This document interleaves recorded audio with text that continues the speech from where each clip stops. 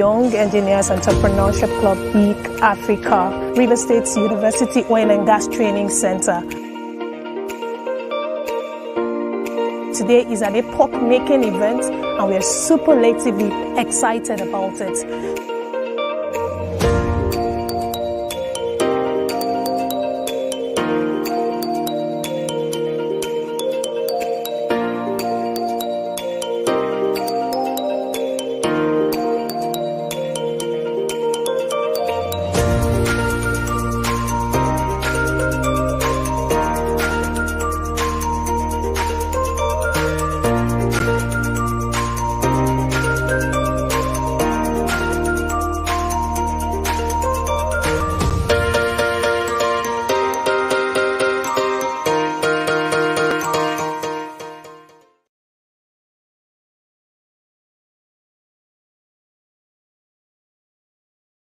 Favor Esezobor, a graduate of economics and a postgraduate, that's an MSc graduate of development economics, all from the University of Port Harcourt, Nigeria. How did you hear about YEEC Africa? Okay, I learned of YEEC Africa from the president himself, who happened to be my mentor, my brother, long before now. So when he shared this vision with me, I was so excited about it because I realized I was a global vision and it was definitely going to stand the test of time. So I bought into it immediately and I registered with the platform. And honestly, it has been a wonderful experience because via this platform, I have learned what I didn't even learn in university, honestly. I'm really, really grateful and I'm happy to be a part of this project and initiative. Young ones out there. They have to plug into this opportunity. Honestly, we are canvassing, we are creating awareness as much as possible on social media, and we ensure that as many people that come across this program, they should key into it. So we are telling as many youth as possible to come and be a part of this, because the trainings we've undergone this period, we didn't pay for it. And these are trainings that you actually spend a whole lot of money, especially in the oil and gas. You spend a whole lot of fortune to acquire this training. So every young one out there with engineering background who have dreams of becoming an entrepreneur should come and key into this YEEC Africa platform, because you never know how far they will take you. Do you know that these trainings we've acquired, we're not just acquiring the training, they are even making plans as far as getting us employment. They're talking with organizations, and we're not paying for any of this. Honestly, every youth out there, if you hear of the name YEEC Africa, please subscribe from wherever you are. You don't have to be present alone to be a part of what is going on. From wherever you are, you can actually participate virtually. You can decide to come to where the program is happening physically. So what I'm trying to say in summary is, from wherever you are, please key into this platform. It's a beautiful opportunity and experience you'll be glad you're part of. Yes. My name is Esosa Aresono Gloria. And your academic background? I'm a linguistics and communications student from the University of Port Harcourt, Nigeria. So where are you and what brought you here? Okay, I'm currently in Oyo Training Facility. I was brought here by YEEC Africa for a training that has been very impactful. That's why I'm here. And so how's your experience been? Amazing, very beautiful. It's a very wonderful opportunity YEEC Africa has given to us, young engineers and inspiring engineers. It's amazing. Words cannot express how much I feel right now. I am really, really overjoyed. I am amazed. I'm perplexed, let me put it that way. So take us through your journey from when you heard and how you heard about YEEC Africa and, okay. And up to now where you want to find Okay. I've been a member of YEEC Africa for like some months now, and they do an annual training for their young members, and this was a platform I was opportune to be a part of. I started as just a member, initiated into the process of being a young engineer by doing all the trainings that they're doing right now. It has been a wonderful platform. I started without knowing anything about HSC, without knowing anything about rigging and sligging, without knowing anything about Rastabout. But due to the training, I have been informed, exposed, and lightly educated about these processes. And I'm very informed right now. I think by now I am a certified HSC officer, I'm a certified Rastabouter, and I'm a certified rigger and a sligger.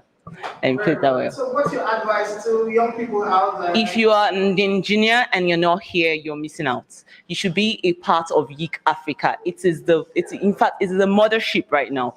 The platform, Mr. Kingston and the entire YIC Africa crew has been giving to young engineers. It's amazing.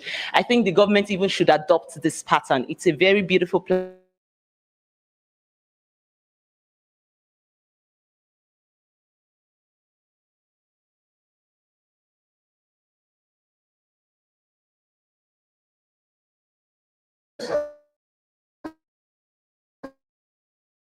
Thank you so much, YIC Africa.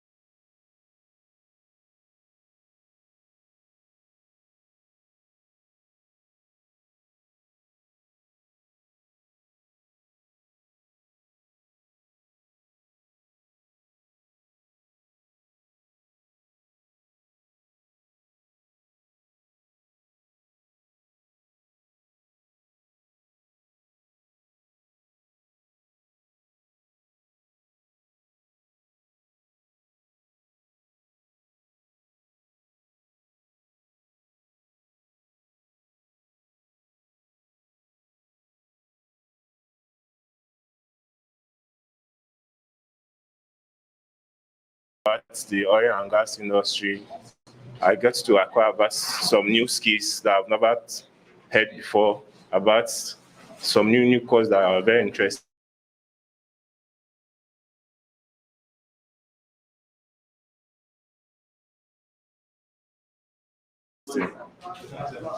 Is the right one? My name is Anyogo Douglas Omar. I'm a geophysicist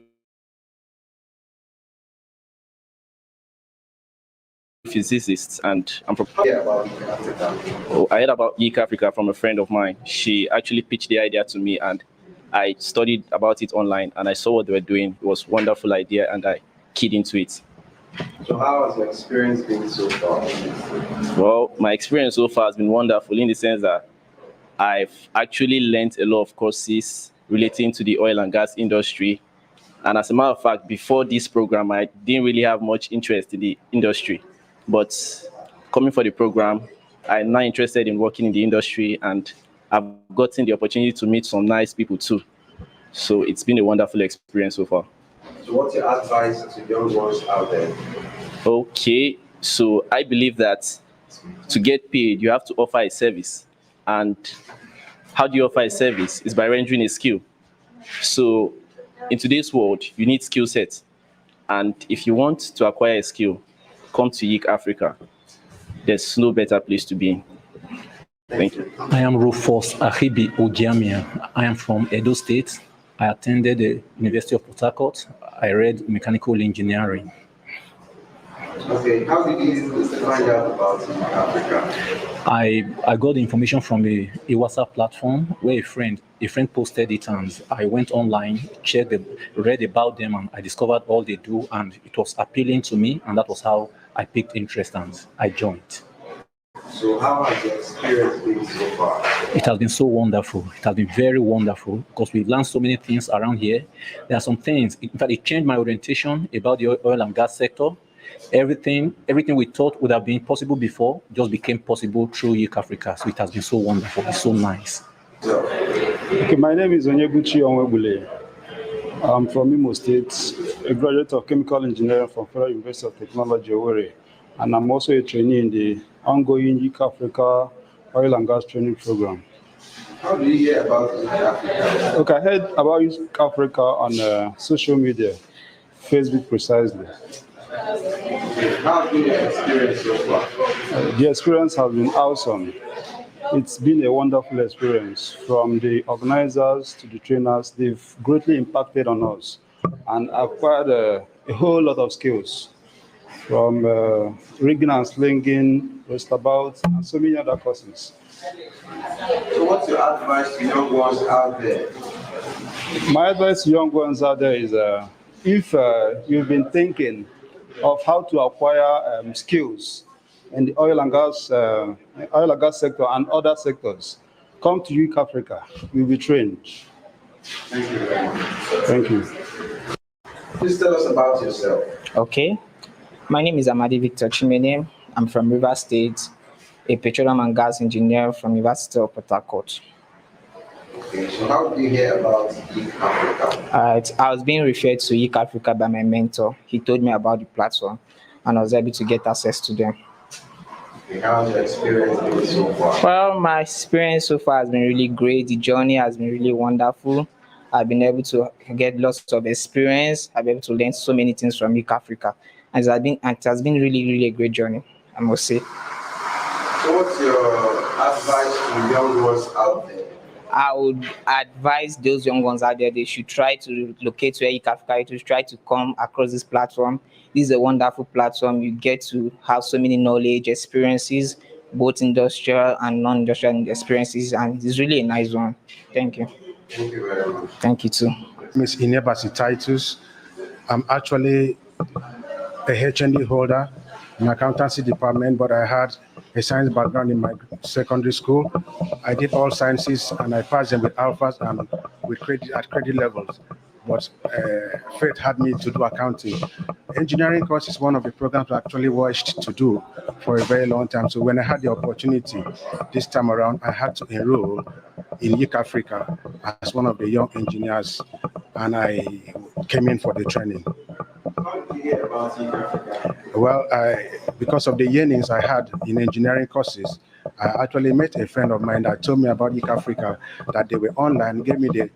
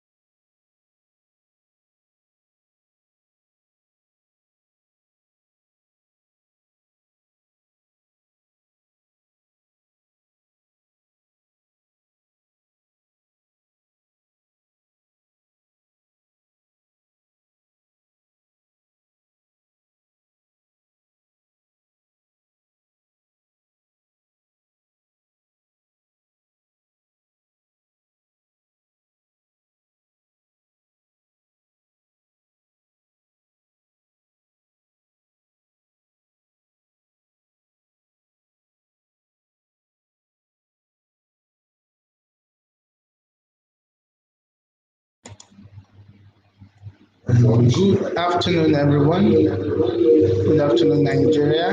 Good afternoon, Africa. It's so exciting to be here again on the day 2 of the UIC Africa Business Development Conference. In the day 1, it was characterized by what I would describe as an earth-quaking session in day 1. Of course, we had Dr. Silva Upuala Charles, the president of Garden City Premier Business School, who talked extensively on the topic unlocking growth and job opportunities through corporate entrepreneurship. As many of us who got hooked to that live session, of course, we know that we learned a whole lot of things. It was indeed a great eye-opener for all of us. And every businessman out there, every entrepreneur and intending entrepreneur really benefited a whole lot from that session. It's been about identifying the boundless opportunities in the new normal post-COVID. Is there a new normal? Of course, there is a new normal.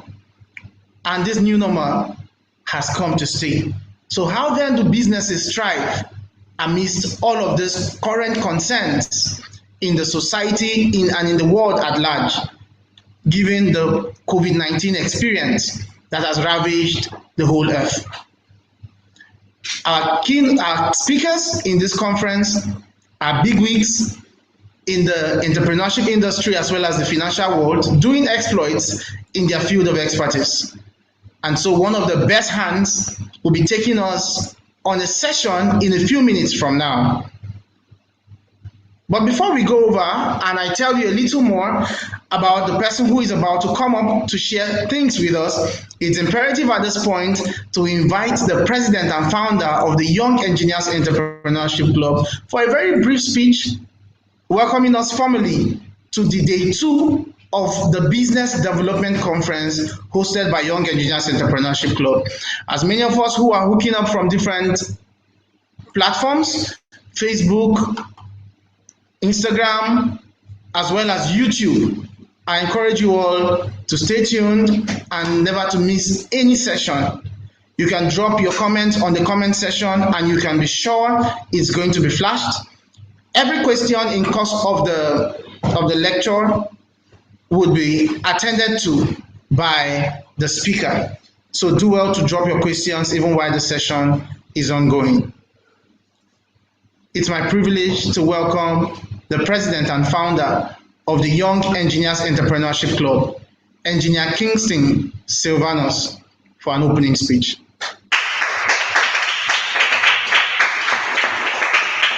Good afternoon, ladies and gentlemen. Good afternoon, my special speaker of this event. Like I said, by the Chief Operating Officer of Youth Africa. Let me thank every one of us who are here, who have joined life with us on this very section of the Business Development Conference. Well, for us at Youth Africa, our duty is to ensure that we support the business groups in Africa. We believe that the issue of unemployability, the issue of unemployment, and the issue of funding to bring young businesses is a very issue that we need to address. And we are doing our best as a vision to provide platforms, strategies, how to go about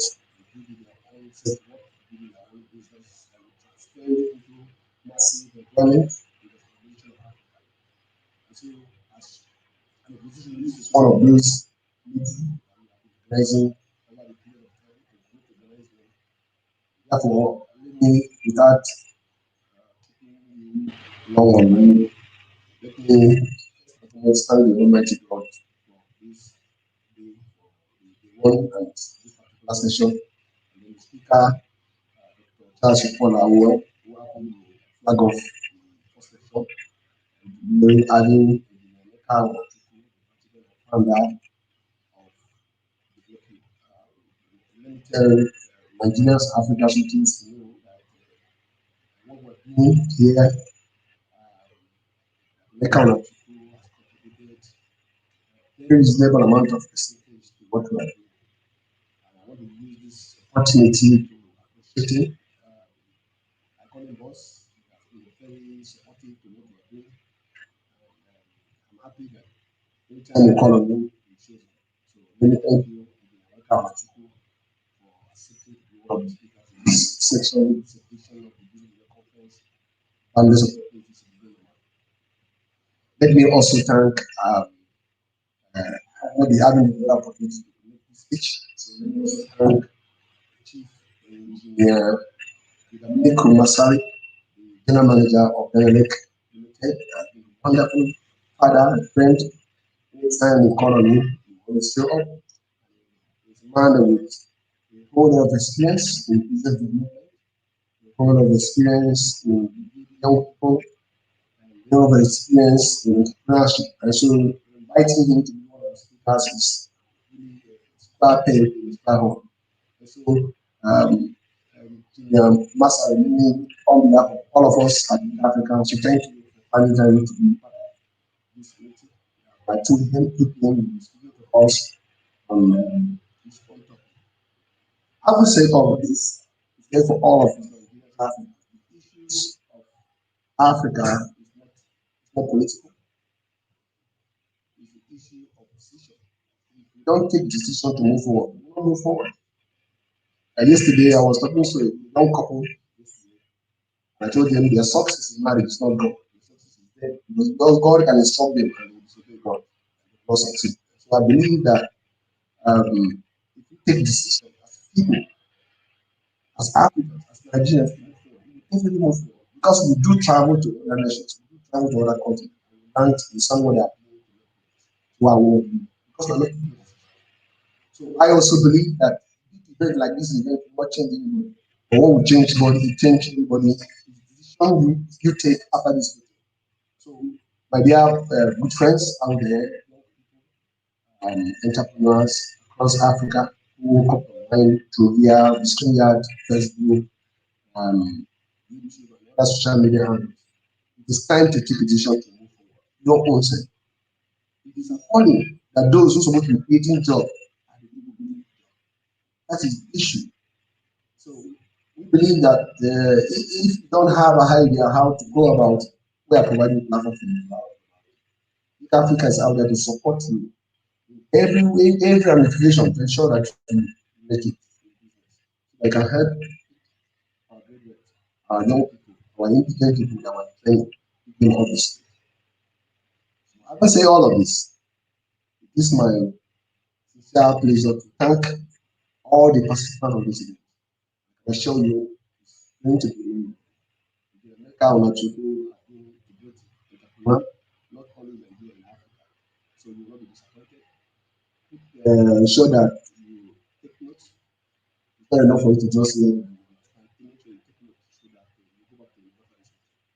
Thank you again, the CEO and team of ITIC Africa. Let me also thank the the department headed by Quick Omega. Let me also thank you for putting all this. Thank you.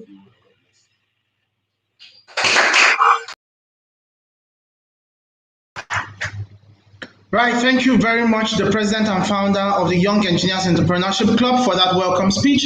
Thank you for throwing light to the purpose for which this entrepreneurship conference and this business development conference has been organized. Thank you so very much. Thank you, Engineer Emeka Onachukwu, for standing by. We're about to bring him up now to take the stage. Engineer Emeka Onachukwu is the president and founder of Develop You. He'll be speaking on securing business grants and funding for entrepreneurship and business owners in Nigeria. Just a brief about him. Emeka Onachukwu is the president and founder of Develop You and immediate past president of Port Harcourt Chamber of Commerce. He is an elected council member of NACCIMA, the Regional Vice President Coalition of South-South Chamber of Commerce, board member of Niger Republic Business Council, Belgium, Luxembourg, Nigeria Chamber of Commerce, Nigeria London Business Forum, and the Nigeria Slovenia Business Council. He is also a member French Nigeria Chamber of Commerce, a renowned global conference speaker and workshop facilitator. Mr. Onachukwu is a petroleum engineering graduate of the University of Ibadan with working experience at Schlumberger. He also holds an MSc in Economics, International Trade, and currently a PhD research fellow in Trade and Development Finance at the University of Port Harcourt. He is also a certified trainer on inclusive market development and value chain intervention by International Trading Center, ILO, and an entrepreneurship coach and mentor with Shell Livewire Entrepreneurship Program. Mr. Onachukwu is an accomplished entrepreneur. He's the CEO of Bonpec Nigeria, Premium Wood Tech Industries, and Develop You Consulting. Some of the public offices he has served includes Chairman South-South Forum, Nigeria Electricity Regulatory Commission, I beg your pardon, member, Nigeria Export Promotion Council Board, Rivers State, member, Governing Board, Bamanga Tuko Institute of Trade and Development, and the University of Port Harcourt. Mr. Onachukwu is a member and a fellow of several professional bodies and associations, including the Nigerian Institute of Management, Institute of Strategic Management, Institute of Public Diplomacy and Management, Institute of Policy Management Development, Institute of Corporate Administration of Nigeria, and the Society of Petroleum Engineers. He runs an entrepreneurship mentorship program, organizes and facilitates conferences and workshops. He also works as a consultant to banks, companies, communities, and agencies. A talented pianist, singer, a stage drama actor, director, Mr. Onachukwu is also an honorary Rotarian who is happily married with 3 children. Ladies and gentlemen, with a round of applause for those in the live audience, can we please make welcome Engineer Emeka Onachukwu.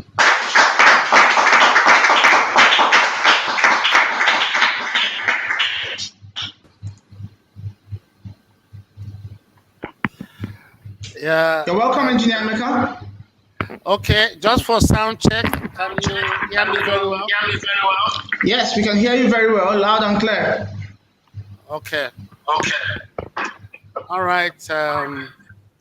Let me thank my friend Kingston, your CEO, president. It's been a long relationship. Like he told you, I'm always there when he calls me.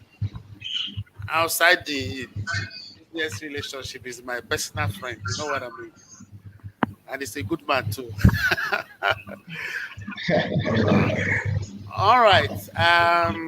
For those of you in the audience, I'm here. I'm not here to do any academic presentation because I know a lot of you had heard so much about financing and financing. What you want is action. I hope I'm right. You want action. You need money. You need money. So I'm not going to be taking you through the literature of funding and how it works. So I'll be talking more on how you can get this money so that you'll be proud of being a member of WIC, and you also know that the time you spent on this program is not wasted. So our show is going to be in 3 phases. The first part, I will try to motivate you a little bit about funding. A lot of people don't believe loan is good. Then I will talk about the loans you can accept now, and just give you a little bit of advice. So it's going to be like that. Then I'll wait for your questions and your feedback. So if you're ready, I think we can start now. Okay. Just for introduction, like I mentioned before, a lot of you don't believe that loan is good. So please pay attention. Pay attention. Some of you don't believe loan is good. Some of you that belong to some churches, they've even convinced you not to take loans. They've advised you that loan is not good. So I have to start by letting you understand why you need a loan. Now, please pay attention to me. Nobody has become rich with his own money. There is no man who has become rich with his own money. Anybody you know who is rich today used other people's money. So when anybody is advising you, don't take loan. Loan is not good. The person is not advising you well. Billionaires use bank money. Show me anybody who has made it in life as a successful businessman. He couldn't have succeeded with his money. So whenever they tell you, don't take loan, please don't listen to them. You must take loans because you can never, ever be rich with your money. It has to be other people's money. Now, let's look at these statistics very briefly. Just look at the screen. I want to show you something now. You can, if you look at this screen, you have categories. You have lower class, middle class, and rich class. Please pay attention. Lower class, middle class, and rich class. Now, percentage of population taking loan from the banks. Can you watch now? How many people are taking loan from the banks? You see the lower class, people like some of you who are in the audience who have never taken a loan, they're only 10. 10 people. This is a survey compared by very renowned organization. Now, look at the number of people who are taking loans from the banks, middle class, 35. Now, look at the rich class, the billionaires and the millionaires. How many people do you have there? You have 85.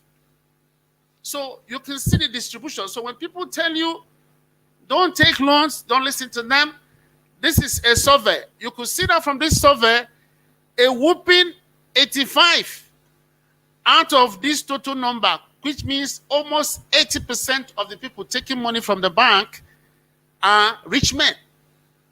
So if you have intention of getting rich, you want to be rich, you have to consider today to change your mind. Okay, so let's look at the people taking money from money lenders. Let's start from the lowest one. The rich people, you have only 5 people. Middle class, 20. Then the lower class, 30. So you can see, these people are scared. They think that they don't want to take money from the bank. Obviously, something could go wrong. Something bad will happen. That is why they don't take money from the banks. But that's not the truth. Now, what is the reason? What is the reason they have? They tell you that banks don't give money. Yes. Why do they do that? It's because they feel that some of you are high risk. You don't keep records. You don't know how to manage business. So you are very vulnerable. So that's why they are frustrating you. But all these have changed now. All these have changed. I'm sure you belong to a good organization that will show you what to do. These days, the banks, CBN, they have built-in measures where you can learn how to do business, how you can manage money. So the issue of, capacity to manage fund is no longer there because we have institutions and organizations now that are helping you to do this. So that shouldn't be a problem as it used to be anymore. Okay, so now let's look at the next point, which is, why do you need money? Why do you need money as a business person? Very simple. Money drives your everyday operation. It drives your everyday operation.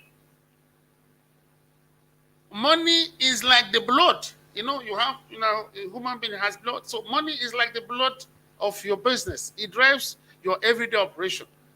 You want to start, you're expanding, whatever you want to do, you want to purchase. So if you don't have money, your business is in one place. All of you are listening to me can attest to that. A lot of things you want to do today, you cannot do them just because you don't have money.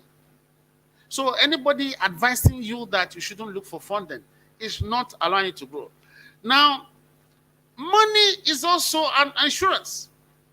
You can never, ever start a business and you feel that all the days of your life, you will never have a problem with fund. No, it's not true.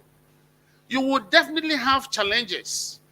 So, when you don't have a cash base, what could probably happen to you is that someday you will run into a crisis, you'll be running around to look for money, and you won't get the money. That will affect the customer perception of your business. That will also affect the quality of your business. Now, let me give you an example. When you go and sleep in a hotel, there are some hotels, when you sleep there, immediately 8 o'clock, 9 in the morning, they switch off their jet, true or false.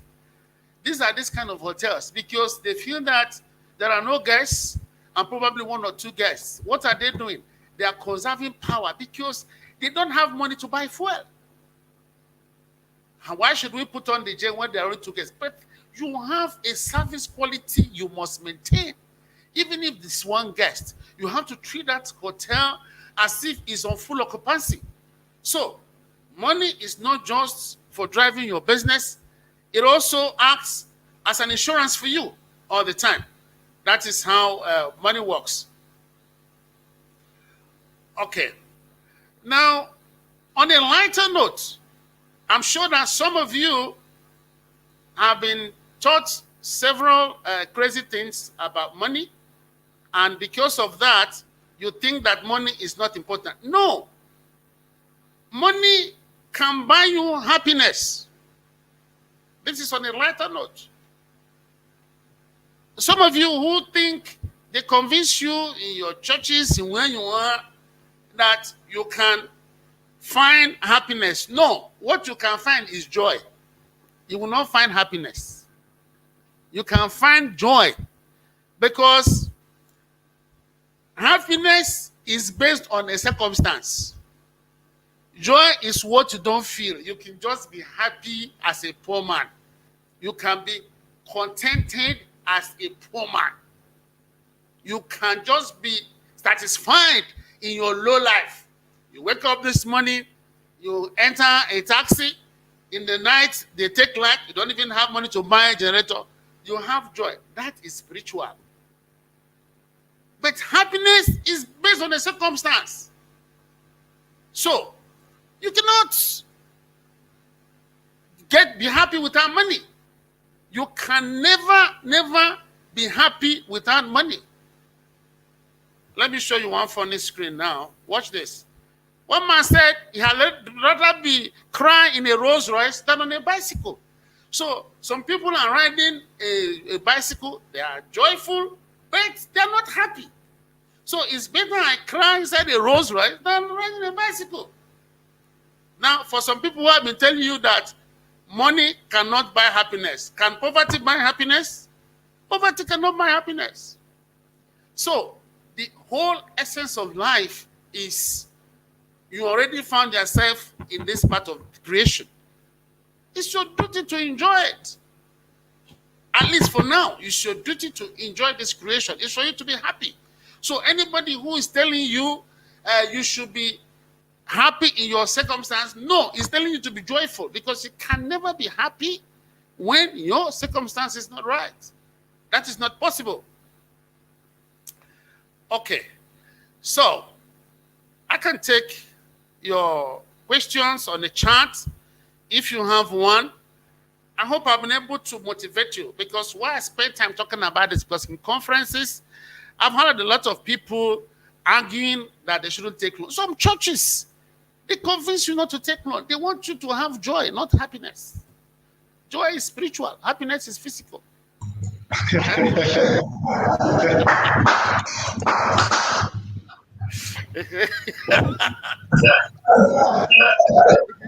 know, just in the church, that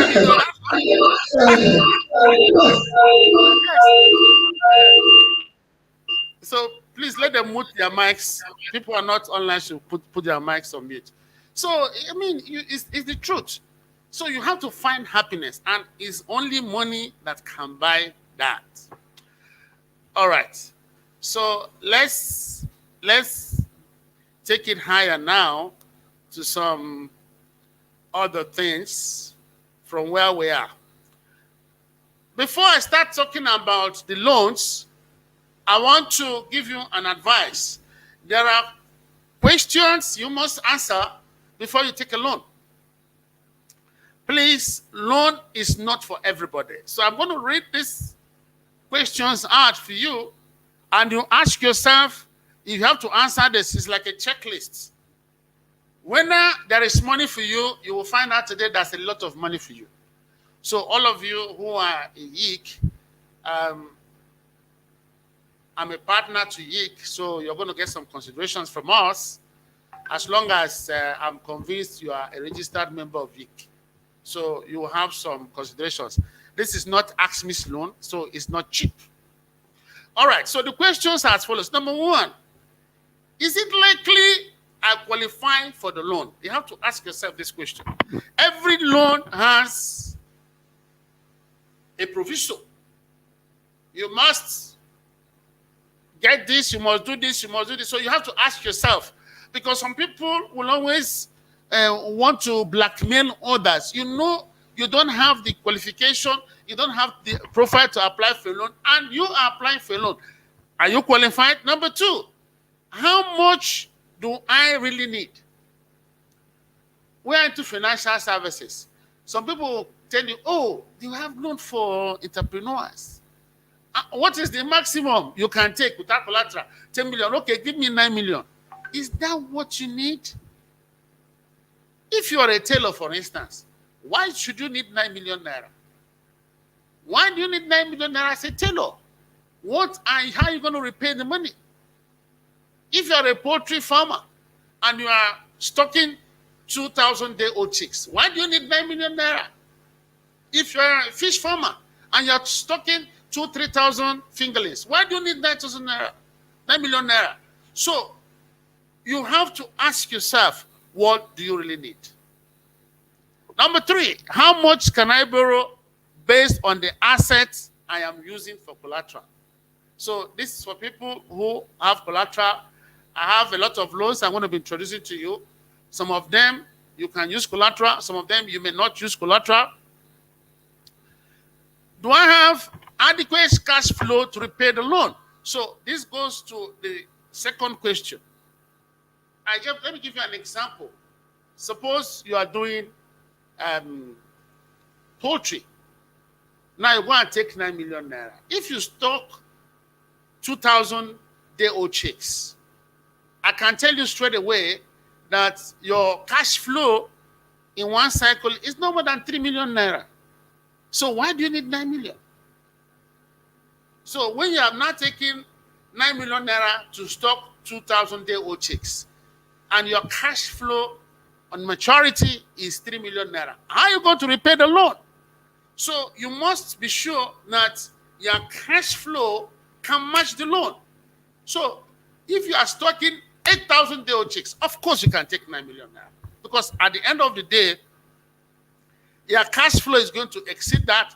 You're going to write off some of your expenses. You're going to make money to repay the loan. Number four, will the money help my business grow? Will the money help my business grow? This is very important. I see some loan applications. What I see there is 28 kVA generator for somebody who is running a salon. How will that help your business to grow? You can see that the person probably wants to buy Sienna or Corolla, and he's using this loan to get money. He doesn't really need the money. How good is my business credit score? They want to know whether you are owing money before. Do you have unpaid loans? Are there loans that you have not paid back? Are my personal finances in order?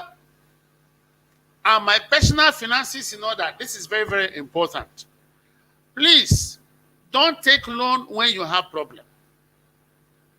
Children's school fees, house rent, you have obligations, vows, pledges you have made you need to pay, or you have plenty girlfriends to support. This is not why you need a loan. So loans are for people who are already doing well and want to scale up. The only exception are startups. If you are doing business and you have too many private issues, please avoid a loan. Get yourself in order before you take the loan. Because what is going to happen to you is as soon as you get that loan, you're going to start using it to solve your personal problems. Do I have all the documentation I need to apply for the loan? Whenever there is a loan, please try to find out what is required, so that if you do not have the proper documentation that is required, you will go ahead immediately and get it before you apply. Does the loan have a prepayment penalty? Of course. Please, when you don't pay, you go to jail. I promise you that. You know, now we have NIN, we have BVN. So days are gone when you think you can open a company, take a loan, close the company and run away. mark you right now in your CAC, your BVN is there, your NIN is there. So whatever you are doing now is being tied to your credit. So some of you who are listening to me and you think you just want to take this road to run, there's nowhere to run anymore. Those days are gone. If I die, how would the loan be repaired? So this is very important. The bank will also want to look at the continuity of your business. Now, the final one is this. Should I use my loan to pay tithes? So I will allow people to answer that on the chat for those of you listening to me, and probably give me your reasons why you should do that. I would like to leave that one, and I want to hear your arguments. Okay. Now, very good from Prime Royal Hospitality Services, yes. Then also for startups, people who are starting businesses. People who are also starting businesses. Okay. Now, let's get into the loan proper. I'm not going to spend a long time on this presentation because I prefer to answer your questions more. All right. Now, we're going to have two types of loans. We have the general loan and the agric loans. We have the general loan and the agric loans. The general loans and the agric loans. What I mean by the general loans are the loans anybody can apply, no matter what business you have. Any loans you can apply. So these general loans will support the following. We have Adire, animal feeds, fish farming, bakery, blocks and interstones, ceramics and tiles, cosmetics, hair products, dairy, digital printing and multimedia, e-commerce, ICT, fashion, garmenting, fish smoking, drying, cold storage, food processing, 3D printing, furniture, wood processing, game stones, greenhouses, packaging, all sorts of packaging, including grocery, printing, laundry and dry cleaning, leather, footwear, all forms of light manufacturing, no matter what you are manufacturing. I cannot list all of them, but anything you are manufacturing. LPG, meat processing, mechatronics, all these people that use computer to repair vehicles, then healthcare, movie production, that's also for audio production, plastics, quick service restaurants, quarries, recycling, solar, off-grid. For those of you who are into training vocational schools and technical schools, theme parks, water, beverage packaging, all forms of packaging, I've said that before. And of course, water, transportation. All right, I may not have mentioned all, like when I say manufacturing, industries, the list is exhaustive. So these are general loans. So what I'm going to do is to tell you the money we have for you. Please, like I said before, this is not a theory class. I mean everything I'm saying here, and I'm serious.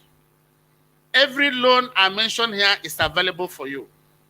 Like I told you before, I'm going to be having meeting with your officials so that some of you can apply directly through them so that I can get a rebate or discount in our charges. This is what I'm going to do. All right, any questions? If your business is not on the screen, you can ask. If you didn't see your business on the screen, you can ask me so that I can respond before I get into the businesses proper. Is your business here?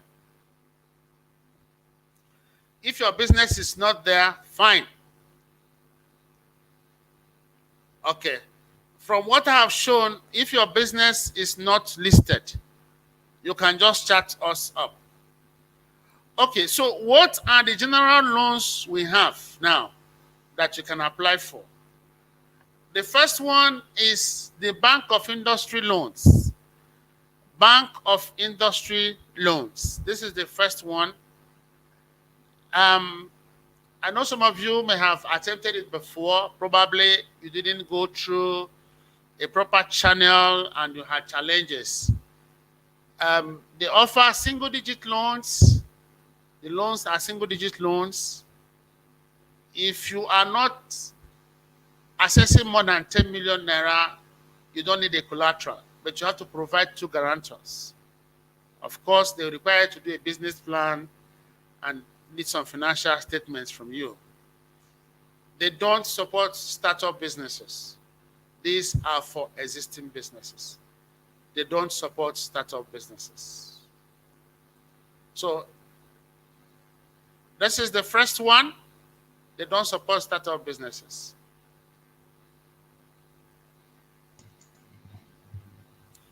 Yeah, tech companies, you need to be very precise about what you're looking at. Are you marketing or developing software? Are you selling hardware? What exactly are you doing? So you need to chat me up properly on that. Okay. Now, the second loan we have is for traders. Before now, all of you know that there's no money for traders. Please, for some of your relatives, associates, church people who are not here, you need to let them know that these opportunities are available. So the other loan we have here is the traders loan. Now, every form of trading can get loan. So you can get up to 5 million without a collateral. Without a collateral, you can get up to 5 million. What do we need? We want to be sure you're doing business. So we need your bank statement for 1 year. That's the first thing we want to see. We want to see your bank statement. If you see our bank statement in 1 year and you see that you're busy doing business, you can access up to 5 million. The interest rate is 2% per month. So if you take like 2 million naira, you are paying 40,000 naira interest every month. That's what you're going to pay. So like I mentioned, this business, this loan covers every trading, supermarket, chemist shop, suya, whatever you're selling, as long as you keep records and we are sure that you're doing business, you can get that. Now, the next one is what we call Develop You Quick Loan. Develop You Quick Loan. Now, we have done this to help some of you who need money very quickly.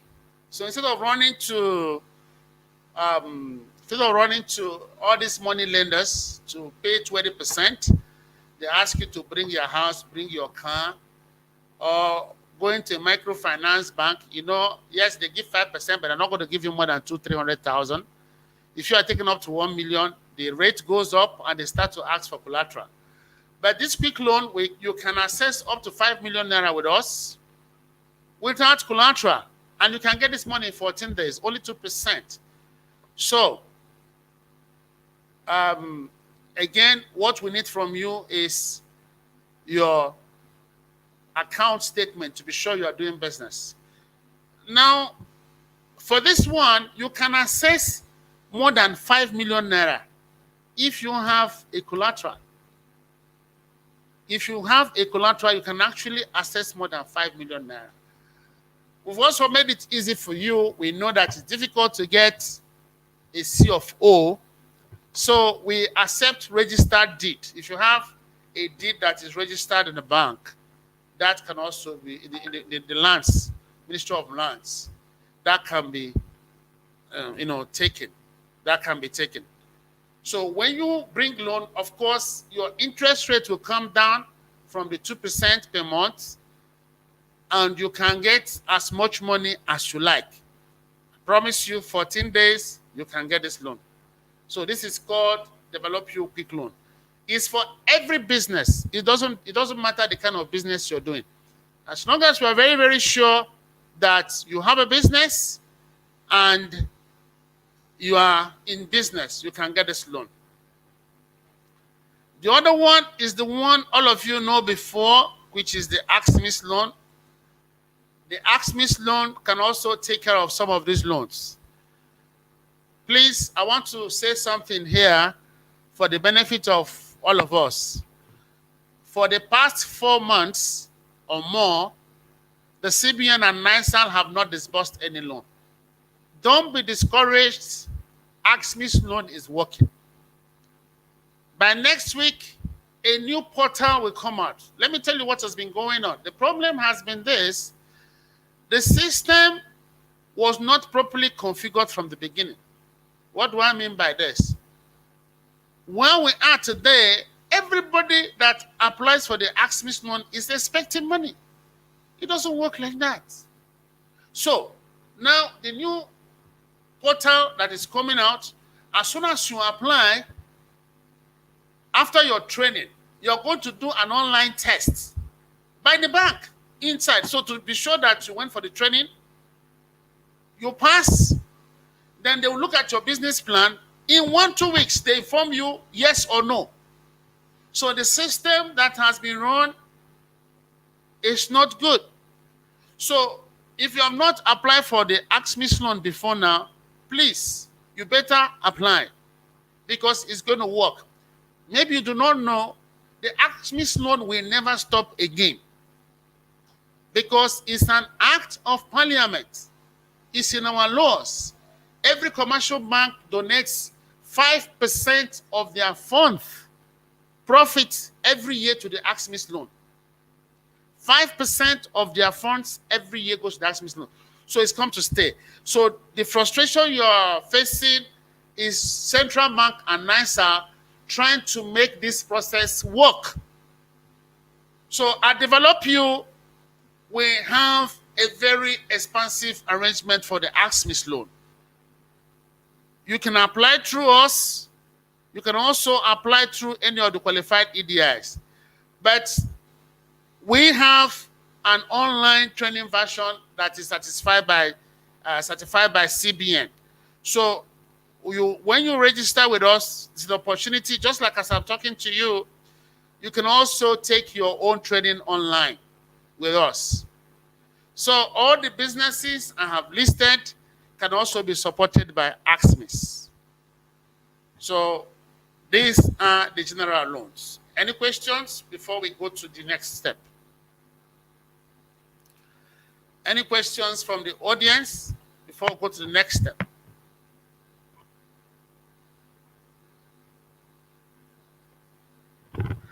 Okay. Yes, sir. There are a number of questions which will pop up.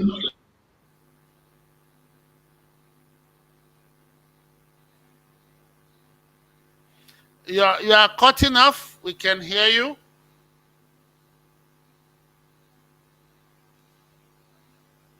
Okay. Just write your questions down. Let me go through the presentation. Then after that, we can get into the question and answer session. Noble, I hope that's okay with you. Hello.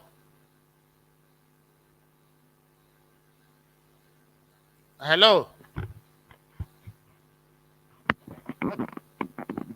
Hello.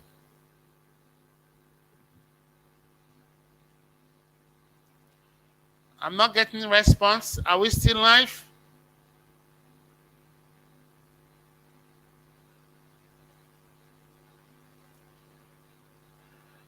Are we still live? I need a response to know that I'm still talking to people.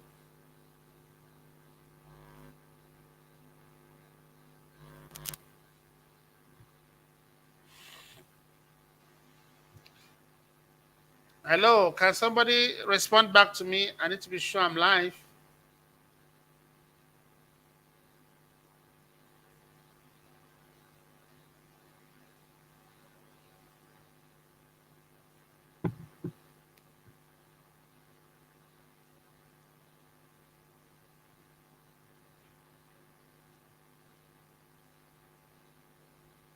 Hello? Hello?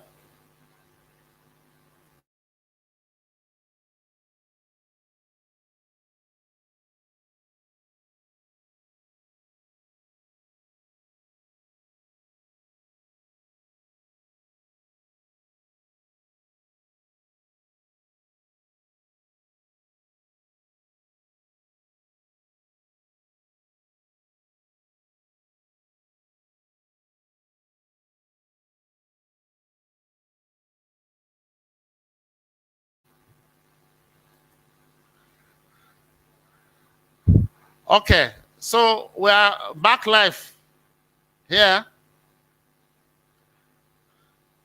Yeah, Noble Kingston, can you come up so I'll be sure that you're live with me? Very well. Well, we're live with you, sir. Okay, so we can continue. Okay, All yes. right. Take some questions. You asked for some questions. So No, what I mean is this, let them take the questions down. Let me finish with the presentation. Okay. Let me finish. So when I finish, we can go into question and answer session. Very well, sir.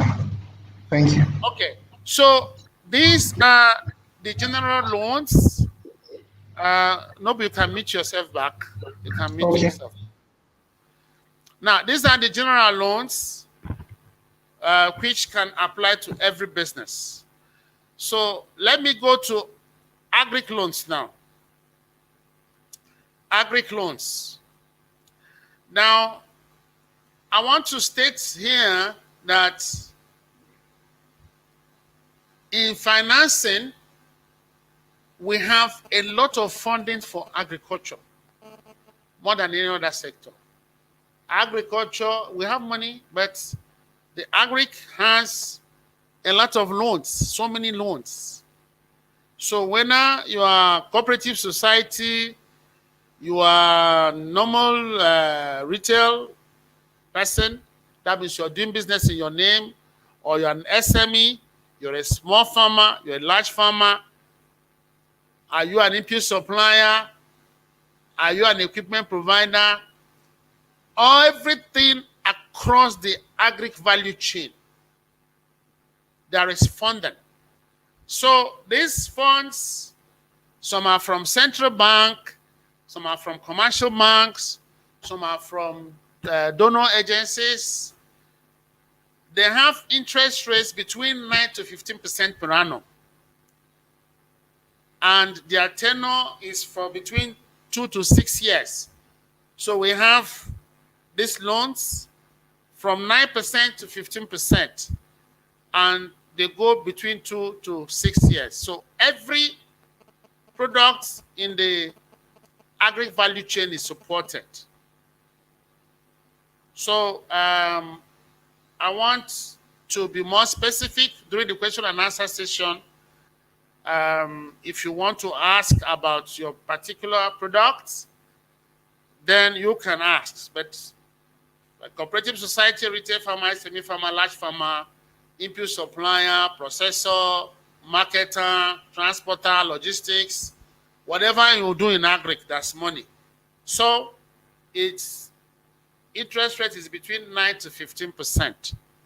All this we can support. Okay, that's a special fund that we have. By next week, you'll be seeing it all over. This fund is called the MasterCard Fund. This fund is from MasterCard. The fund was given by MasterCard to promote agriculture in Nigeria. Now, this fund is called SWAY. Why is it called SWAY? It's for everybody, but their target is women and youths. Women and youth. So if you're a woman, a youth in the audience, you have a 90% chance of getting this money. So, but this is for agriculture only. As an individual farmer, you can get up to 5 million naira. If you're a registered SME farmer, you can get up to 20 million. And for farm groups, associations, or large farmers, you can actually get up to 250 million. The interest rate is single digits. The tenure is 2 years. There is no collateral for this loan, but you are required to make an equity contribution of between 5 to 10% of whatever money you are taking. So for instance, if you take 1 million naira, they want to see 50,000 naira in your account. Anywhere between 50 to 100,000 must be in your account before you can take the 1 million naira. So this money is available by next week. We're going to go online full blast with the promotion and adverts for it. Okay, the last thing I want to talk about is for cooperative societies. So now, this particular loan is also meant to help you and disrupt some of the activities of all these so-called Akawo people. So how does this work? Instead of you going to be paying contribution, let's say you contribute 1,000 naira every day. So at the end of the year, maybe you contribute 300,000 naira. They give you that money, no benefit. So we are running a platform with a bank, not us. How does this work? As a cooperative, or you join the Develop You Cooperative, you start your daily savings. Why are we doing this? We don't want our members at the end of the year, they can't pay their rent. We don't want them to struggle to pay children's school fees. We don't want them to struggle for Christmas money. So if your rent is 600, you just target to save 300. At the maturity of your savings, we will allow you to withdraw 200% of what you have saved as a loan. So if you have saved 300,000 naira, you'll be allowed to withdraw 600,000 naira as a loan. Your money is still running. Your daily savings is still running. So there are other benefits. You're going to get free training. And some of these agri loans I have listed. Probably you have another business. You can join to access that. So this one is our Cooperative Society Fund, which will help you save. And at the end of the day, you are allowed to take 200% of whatever you have saved as a loan to yourself. Okay. Now, that is the end of the presentation about the products we have. So I would like to take your questions. After that, I will spend another 5 minutes to give you some advice, and we close. Thank you.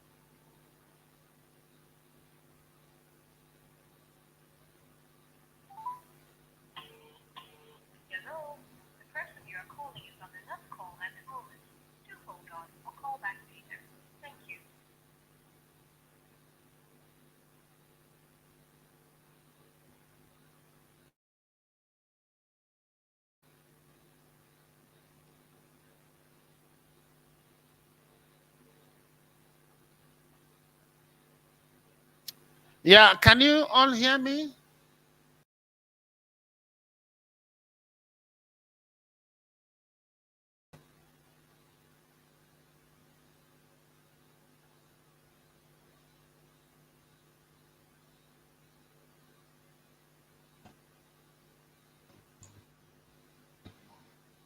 If you can hear me, we can hear you, sir. You went offline. Okay, so where did you stop so that I can recap? At what point did you stop? Can hear you. Hello, Noble. Where, before you went off, which point was I emphasizing before you went off so that I can recap?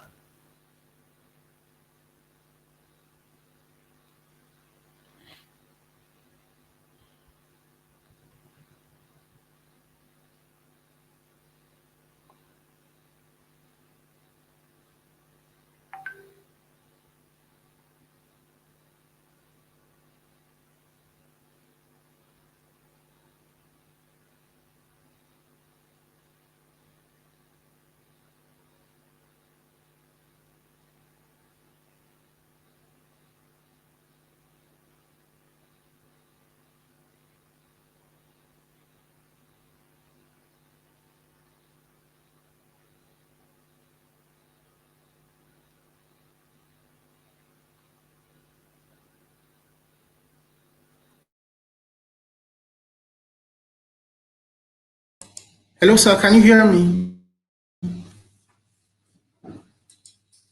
Hello, sir. Can you hear me? Yeah, I can hear you. Yeah.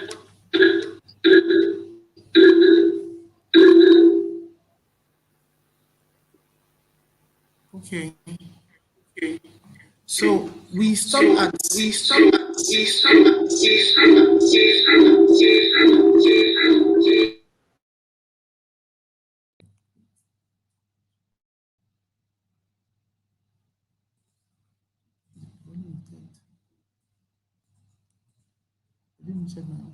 check chips on meeting. Okay. Sorry.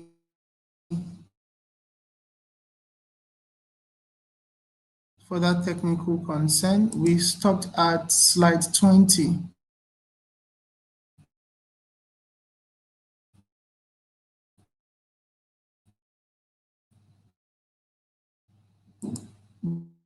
By your slide.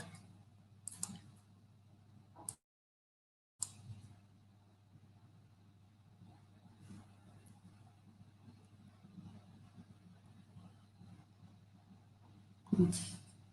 On meeting. Okay.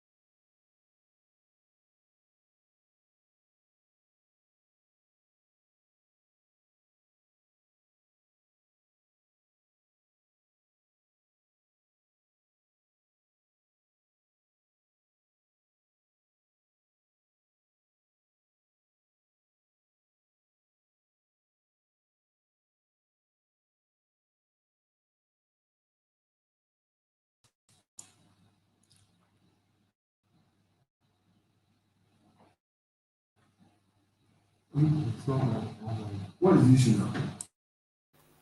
I'm waiting for you.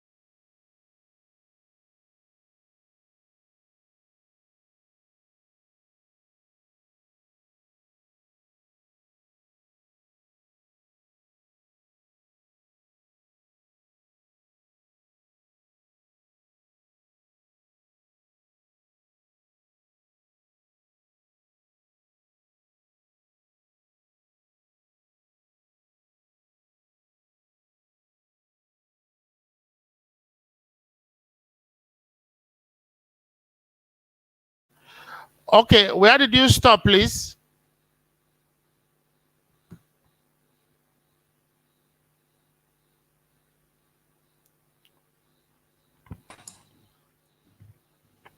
Okay, welcome back, sir. Can you Yeah, hear I me, can sir? hear you. You stopped at slide Can you 20. hear me? Hello? I can hear you. Yes, I can hear you.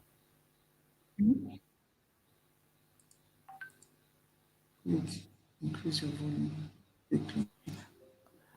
I can hear you very well. I can hear you.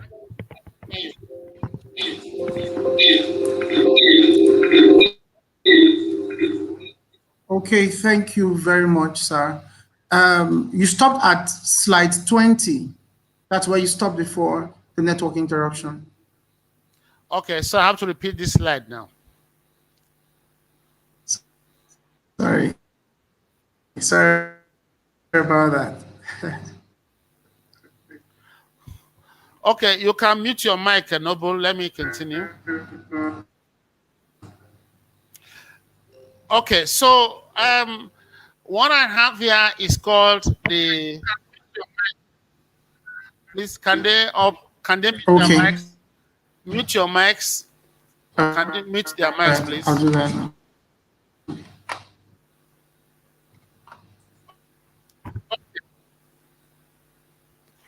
Okay, so what we have on the screen is the develop you. Noble, are you still there?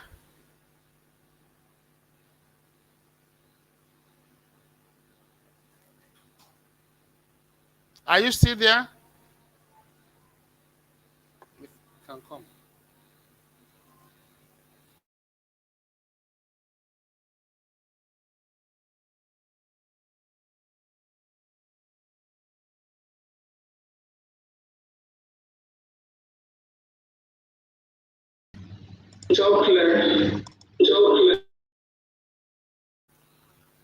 Okay. So, all right. So now the next slide here is the Develop You Cooperative Society. The Develop You Cooperative Society. I think, Noble, you need to leave yourself on so that I'll be sure I'm on. Leave yourself visible. Yeah, leave yourself visible so I know when I'm on. Okay? Just remain there for now. Okay, so now the next one is the Develop You Cooperative Society funds. So how does this work? Well, what we are doing is to disrupt some of the activities of this daily savings scheme. They take your money, they go and invest your money at a very high risk. It's possible that you may never get back your money. Then sometimes, if you get the money, it's just the same amount that you deposited. So I'll give you an example. Assuming you're saving 1,000 every day, so at the end of the year, you save 300,000. What they probably do is they will give you that 300,000 and that's it. That is if you get the money. So why are we doing this scheme? We don't want people who are affiliated to us, our members, at the end of the year, they can't pay their rents, they can't pay their children's school fees. Even Christmas, they cannot go home for Christmas. So, assuming your rent is 600,000, so you target to save 300,000. 1,000, 500 every day, or 500, whatever you can do. Now, at the end, at maturity, you are allowed to withdraw 200% of whatever you have saved at a loan of 18%. That's about less than 2%, about 1 point something percent per month. You are allowed to pick up that.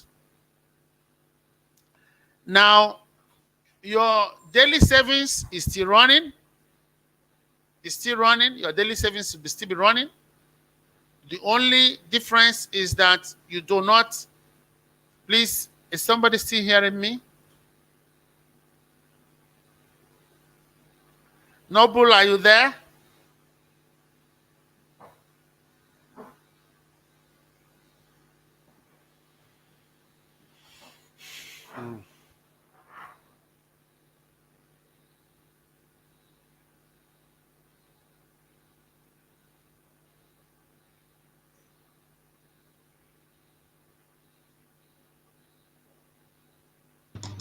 I'm here, sir. I can hear you clearly. Yeah, network is disturbing now.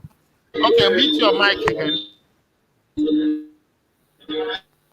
Okay, so I was trying to explain that we don't want you having problem meeting some of your obligations. So if probably your rent is 600,000 naira every year, so you target to save 300,000 naira on compulsory saving under our cooperative.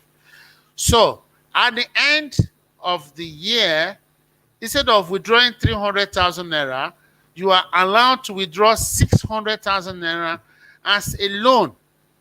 Your money is still running, your daily savings is still running.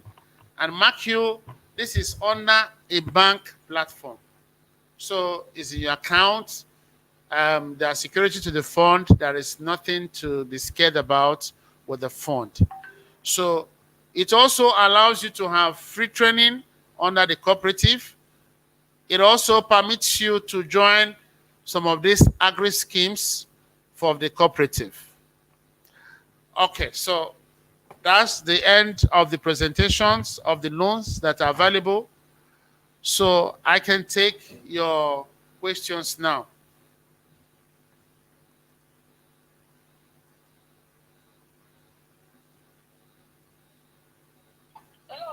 Yes. Yeah. I'm online. I'm doing online presentation now.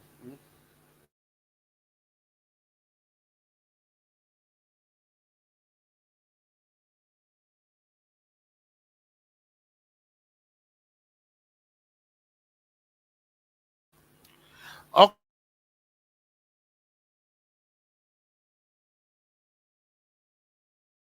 He said, you talked about MasterCard fund. What do you mean by single digit? How can I access this loan? I'm yet to have my farm registered. Is it possible for me to access? Yes. Like I mentioned before, let me just put it back on the screen. This is it here.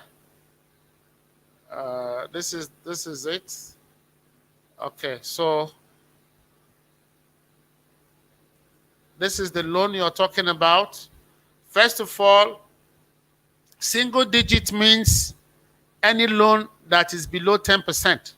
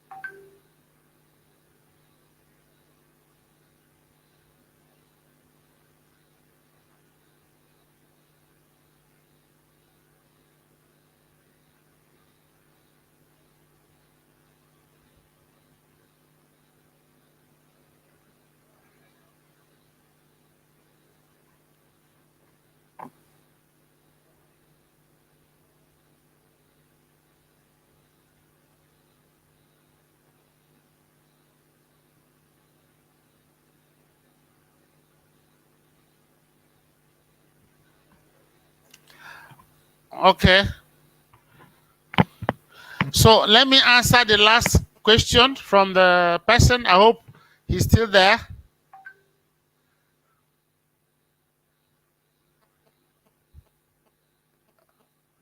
Okay. Now, Mr. Abraham, when we talk about single digits, what we mean by single digit is any loan that is below 10% is single digit. Any loan that is below 10% is single digit. So how can you assess this loan? All of you on YIC platform, I think I'll be engaging the organization just to make life easy for you. Outside that is to reach us in the office. But for those of you under YIC, we'll work out a system whereby applying for any of these loans will be easy for you. I'm yet to have my farm registered. Yes, the only thing is that you cannot access more than 5 million. You are a retail farmer, so you cannot access more than 5 million naira, but you can. You don't, even if your farm is not registered, that means you're farming in your personal name, you can access 5 million naira. Did you hear me? As a personal farmer whose farm is not registered with CAC, you can access 5 million naira. You can.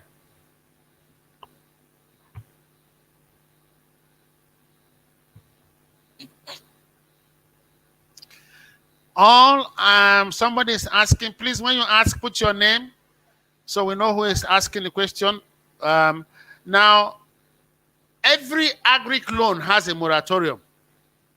The other loans do not have moratorium, but every agric loan has moratorium, and the moratorium is based on the gestation period of your products. Take, for instance, if you're a fish farmer, you can get a moratorium up to 6 months. So the moratorium will be based on when the maturity of your livestock or what you're growing. Yes, that's moratorium for the loans.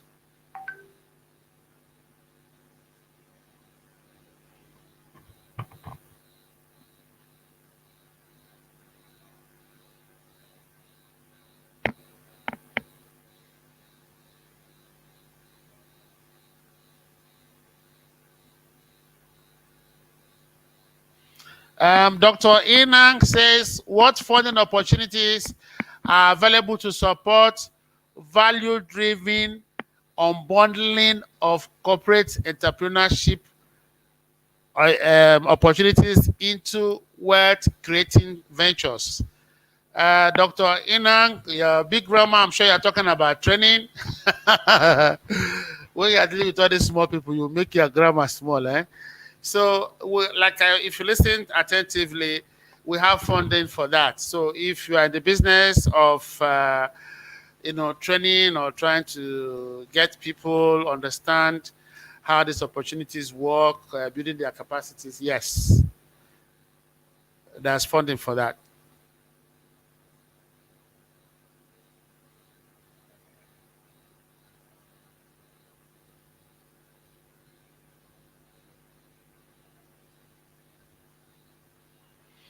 Yes, Mr. Uyi Osa Degason, your business falls under IT printing. Yes, it's supported. It's supported, yes.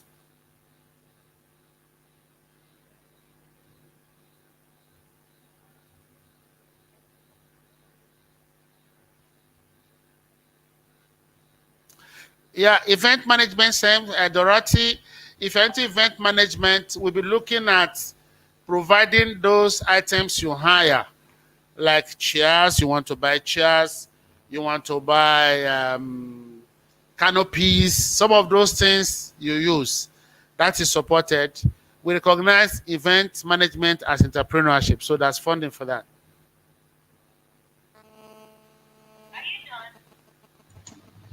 Okay, sir.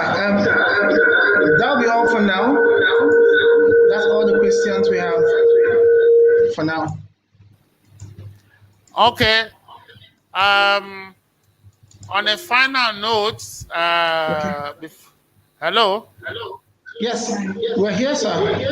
We can hear you. Just turn off your mic just before I go. So there are things you must do. As you take a loan, you must learn money management. Very, very important. You can look at my slide. Money management is key as you get the loan. That's number one. You must learn that. Number two, you must learn how to save. You must learn how to save before you take a loan. You must not have itching hands. So spenders spend until they are spent. So you must learn how to save. Very, very important. You must be a saver, not a spender. So some of us have itchy fingers. anytime we have money, we want to spend. So finally, there's an attitude you must have. Everything we do in life, we spiritualize. So please, you must have a new attitude towards ownership. Why money is not going around is because people are greedy. Whatever belongs to God belongs to all. Accumulation of wealth and resources by a minority, you are betraying the creation of God. So as you get wealthy, please understand that you must spread your wealth. So don't be taken by materialism. Love other people. Share generously. And finally, live simply. Consume only what you need. That way, your company will survive, and you will also have enough to help and save humanity. Thank you so much. This is where I want to end. I hope you enjoyed this little presentation. Thank you so very much, Engineer Emeka Onachukwu. It's been a very explosive 1 hour plus with you. Thank you so very much.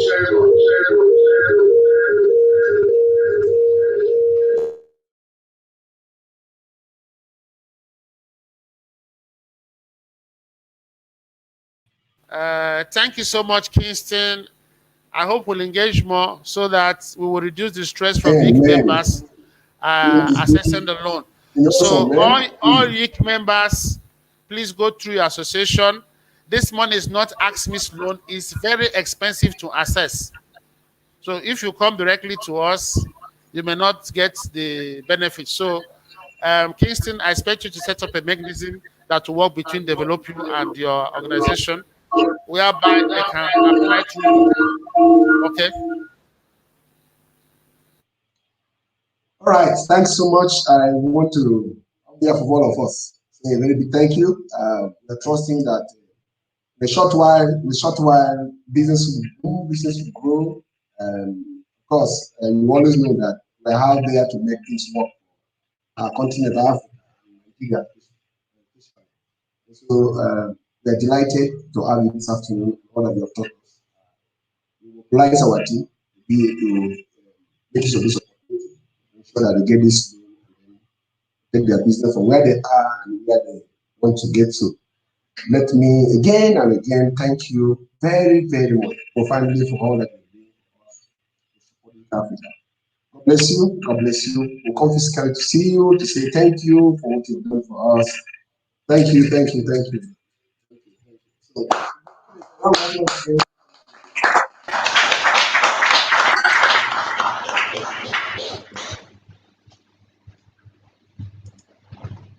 So,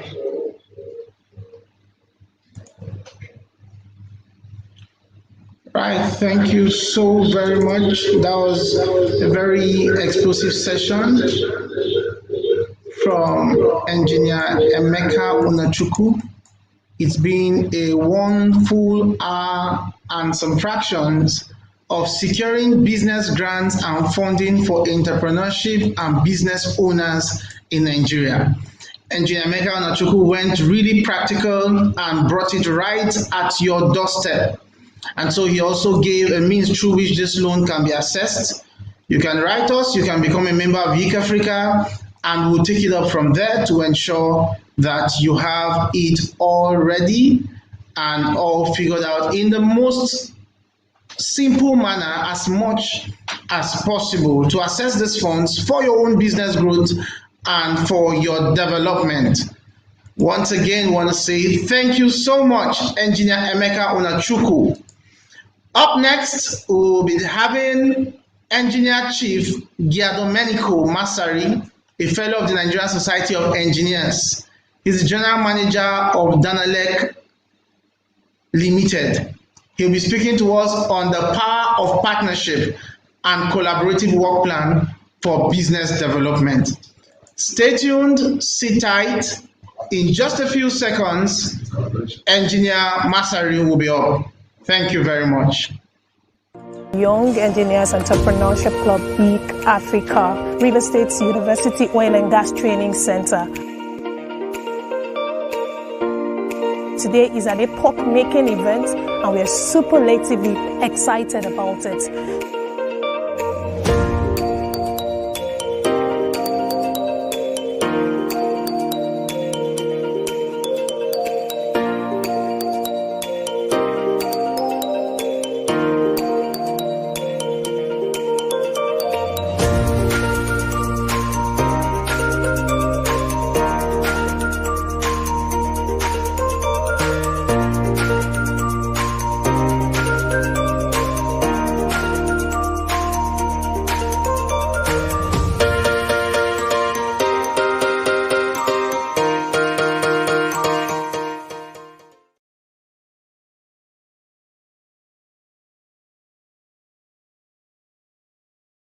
The problem of unemployment gives rise to the problem of poverty. Young people, after a long time of unemployment, find the wrong way to earn money. To get a hideout from the unemployment stress, they accept alcohol or drugs. But we have found a way to help you, yes, you, to get a job, internship, or become self-employed. Hi, my name is Irene. Do you want a place where your innovative ideas and inventions will be amplified and showcased to the world to attract investors and linkages? Are you interested in building a career in the oil and gas industry? Do you have desire to learn cinematography and photography at no cost? Do you want financial aid or seek capital for entrepreneurial development? Or are you interested in ICT software development and surveillance training? Well, YEEC Africa is the biggest and newest platform to help you achieve your dreams. As YEEC Africa, we will hold your hands through the process by offering you the needed mentorships, trainings, fundings, and linkages. All YEEC Africa programs are free for her members. So, hurry now, register and become a member of YEEC Africa. How do you register? Simply log on www.yeekafrica.com/membership to choose your preferred membership category. When done, a unique membership code will be sent to you. Use your membership code to apply at www.yeekafrica.com/programs. Download the form, fill it, scan it, and send it back to us at programs@yeekafrica.com. To get all our announcements and updates, join our Telegram group for direct conversations at t.me/YEEC Telegram. Being a part of YEEC Africa and getting our free trainings will be one of the best decisions you ever made. Your future self will thank you.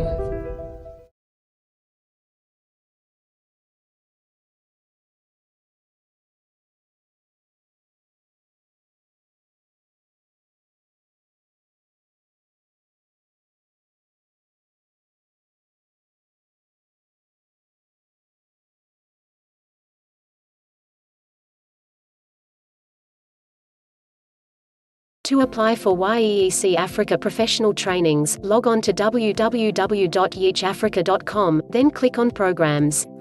You can register for either ICT and surveillance, oil and gas, electrical and mechanical engineering, professional photography and cinematography, Creative Hub, seed capital for entrepreneurs, or scholarships for undergraduates and postgraduates. For example, to register for oil and gas training, click on Oil and Gas Training. Take a while to read through the different courses to make your choice. Please note that some of the oil and gas training courses are online while others are hands-on. When done, scroll down to Download Form. After downloading form, kindly fill it, scan it and send it back to us at programs@yeekafrica.com to register for professional photography and cinematography training. Click on Professional Photography and Cinematography Training, then scroll down to Download Form. After downloading form, kindly fill it, scan it and send it back to us at programs@yeekafrica.com to register for ICT and surveillance training. Click only on ICT and surveillance training, then scroll down to Download Form. After downloading form, kindly fill it, scan it and send it back to us at programs@yeekafrica.com. For comprehensive details on each of the ICT courses, kindly scroll up to read more about them. Follow the same procedure to apply for electrical and mechanical engineering, Creative Hub, Seed Capital and Scholarship. We hope this video was helpful.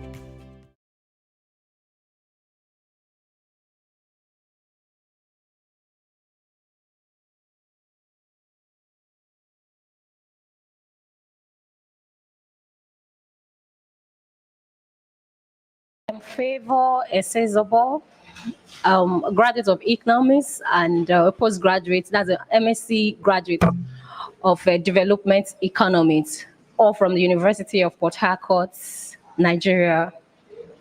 How did you hear about Youth Africa? Okay, I learned of Youth Africa from the president himself, who happened to be my leader, my mentor, my brother, long before now. So when he shared this vision with me, I was so excited about it because I realized I was a global vision and it was definitely going to stand the test of time. So I bought into it immediately and I registered with the platform. And honestly, it has been a wonderful experience because via this platform, I have learned what I didn't even learn in university, honestly. I'm really, really grateful and I'm happy to be a part of this project. It's an initiative.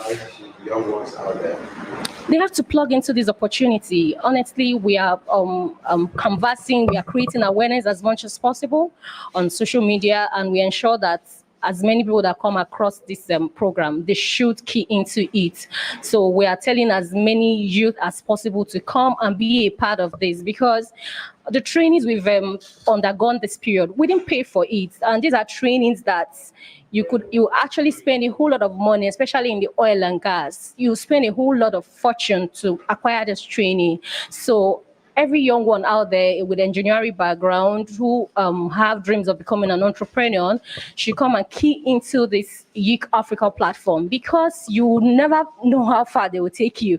Do you know that these trainings we've acquired, we're not just acquiring the training, they are even making plans as far as getting us employment. They are talking with organizations, and we're not paying for any of this. Honestly, every youth out there, if you hear of the name Youth Africa, please subscribe from wherever you are. You don't have to be present alone to be a part of what is going on. From wherever you are, you can actually participate virtually. You can decide to come to where the program is happening physically. So what I'm trying to say in summary is, from wherever you are, please key into this platform. It's a beautiful opportunity and experience you'll be glad you're part of. Yes. My name is Esosa Aresono Gloria. And your academic background? I'm a linguistics and communications student from the University of Port Harcourt, Nigeria. So where are you and what brought you here? Okay, I'm currently in Oyo Training Facility. I was brought here by Youth Africa for a training that has been very impactful. That's why I'm here.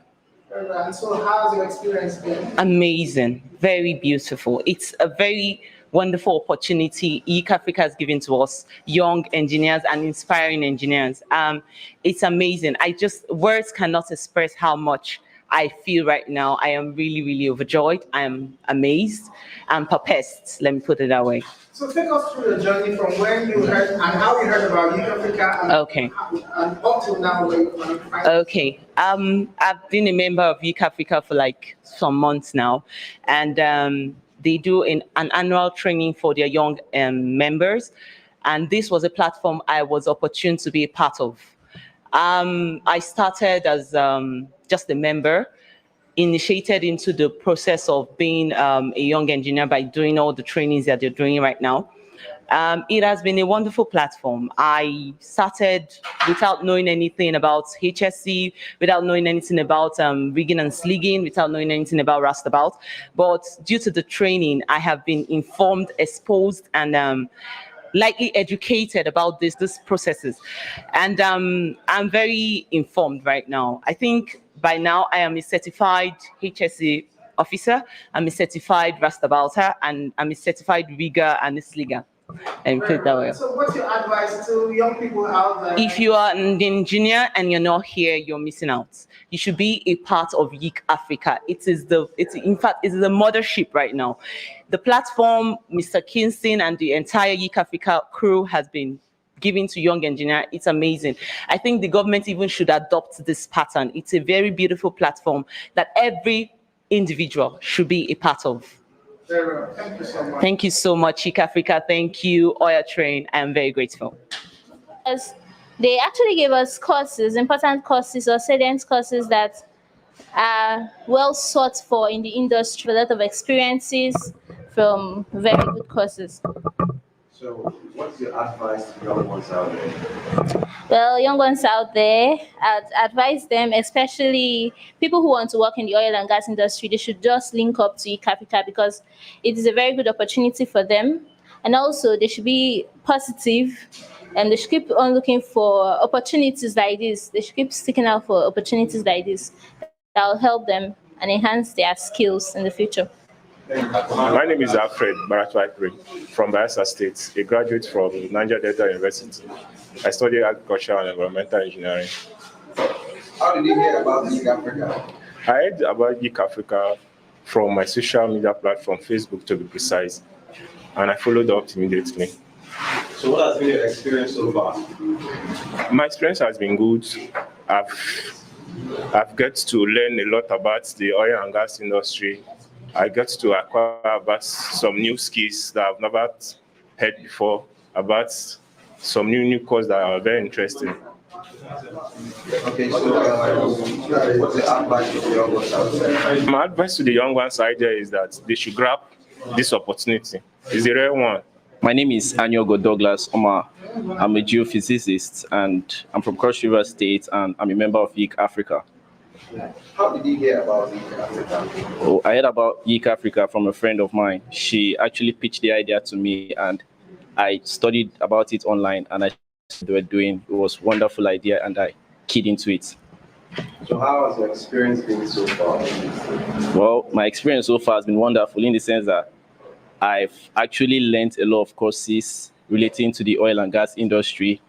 And as a matter of fact, before this program, I didn't really have much interest in the industry. But coming for the program, I'm now interested in working in the industry and I've gotten the opportunity to meet some nice people too. So it's been a wonderful experience so far. So what's your advice to young ones out there? Okay, so I believe that to get paid, you have to offer a service. And how do you offer a service? It's by rendering a skill. So in today's world, you need skill sets. And if you want to acquire a skill, come to YIC Africa. There's no better place to be in. Thank you. I am Rufus Ahibi Ogiamia. I am from Edo State.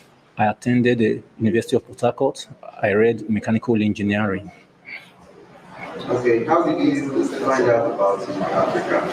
I got the information from a WhatsApp platform where a friend posted it, and I went online, read about them, and I discovered all they do, and it was appealing to me, and that was how I picked interest and I joined. So how has your experience been so far? It has been so wonderful. It has been very wonderful because we've learned so many things around here. There are some things, in fact, it changed my orientation about the oil and gas sector. Everything we thought would have been possible before just became possible through YIC Africa. So it has been so wonderful. It's so nice. Okay, my name is Onyebuchi Onwebule. I'm from Imo State, a graduate of chemical engineering from Federal University of Technology, Owerri. And I'm also a trainee in the ongoing YIC Africa Oil and Gas Training Program. How do you hear about YIC Africa? Okay, I heard about YIC Africa on social media, Facebook precisely. How has been your experience so far? The experience has been awesome. It's been a wonderful experience. From the organizers to the trainers, they've greatly impacted on us. And I've acquired a whole lot of skills, from rigging and slinging, restabouts, and so many other courses. So what's your advice to young ones out there? My advice to young ones out there is if you've been thinking of how to acquire skills in the oil and gas sector and other sectors, come to YIC Africa. You'll be trained. Thank you very much. Thank you. Please tell us about yourself. Okay. My name is Amadi Victor Chimene. I'm from Rivers State, a petroleum and gas engineer from University of Port Harcourt. Okay, so how did you hear about Geek Africa? Alright, I was being referred to Geek Africa by my mentor. He told me about the platform and I was able to get access to them. Okay, how's your experience been so far? Well, my experience so far has been really great. The journey has been really wonderful. I've been able to get lots of experience. I've been able to learn so many things from Geek Africa. And it has been really a great journey, I must say. So what's your advice to young ones out there? I would advise those young ones out there, they should try to locate where Geek Africa, to try to come across this platform. This is a wonderful platform. You get to have so many knowledge, experiences, both industrial and non-industrial experiences, and it's really a nice one. Thank you. Thank you very much. Thank you too. Miss Inebasi Titus. I'm actually a HND holder in accountancy department, but I had a science background in my secondary school. I did all sciences and I passed them with alphas and with credit at credit.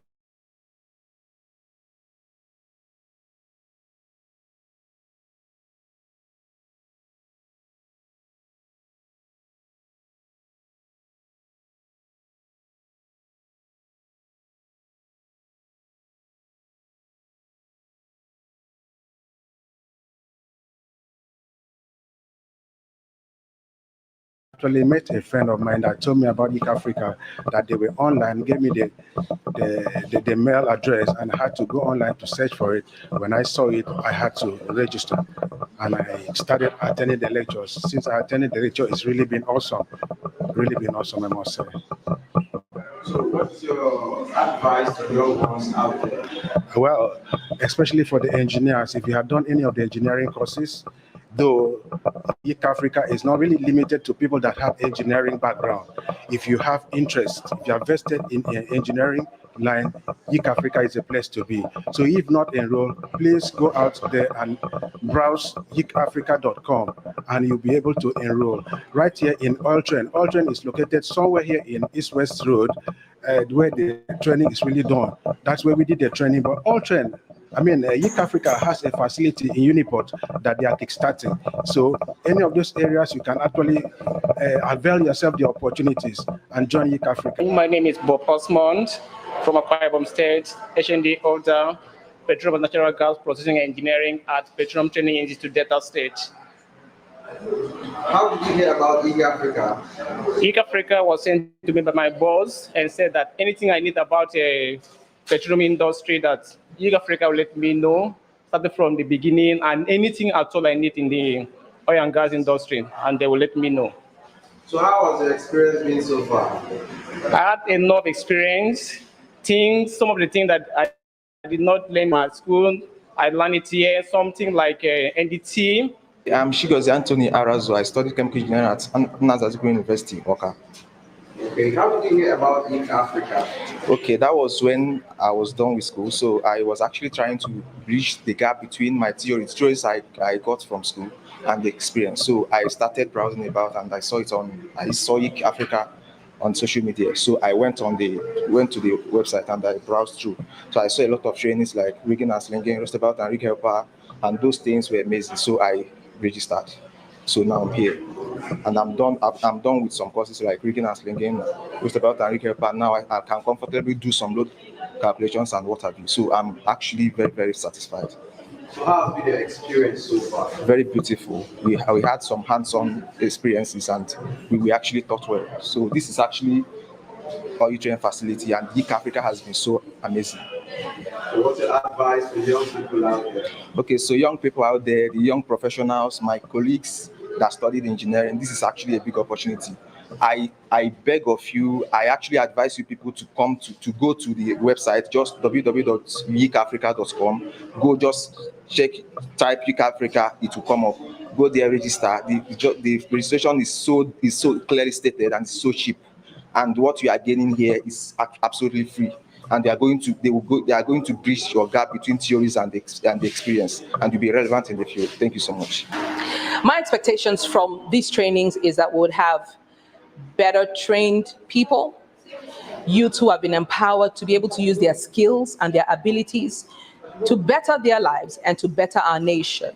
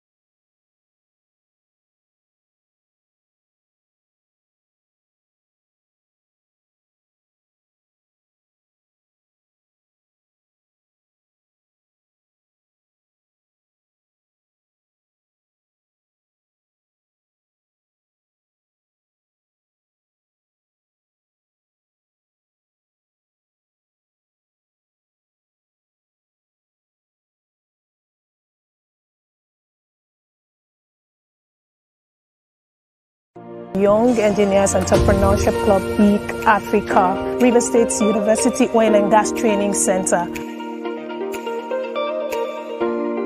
Today is an epoch-making event and we are superlatively excited about it.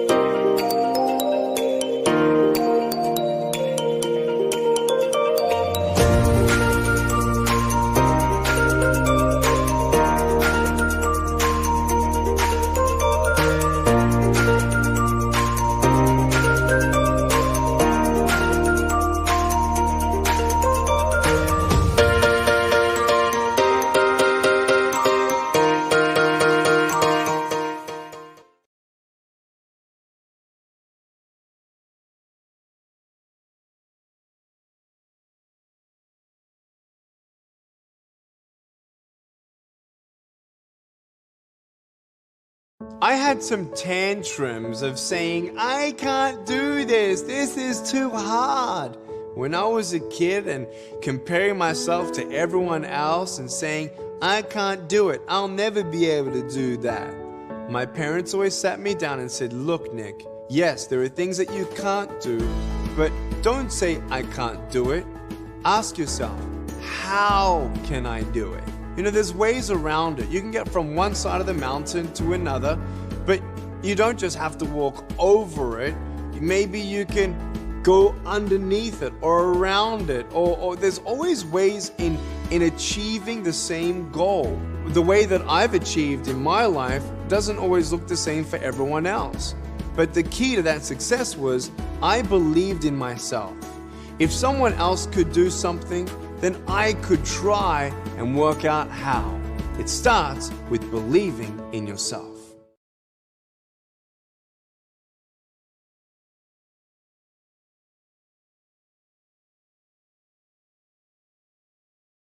You know that one of the most sought-after skill on the planet right now is data science and analytics? And according to KPMG survey, 99% of chief executives identify analysis of big data as important to their strategy. And PricewaterhouseCoopers and Business Higher Education Forum both say that 2.72 million projected number of new job postings in 2020 are seeking workers with data science and analytics skills. Now the question is why? With the abundance of data available at our fingertips today, the opportunity to leverage insight from that data has never been greater.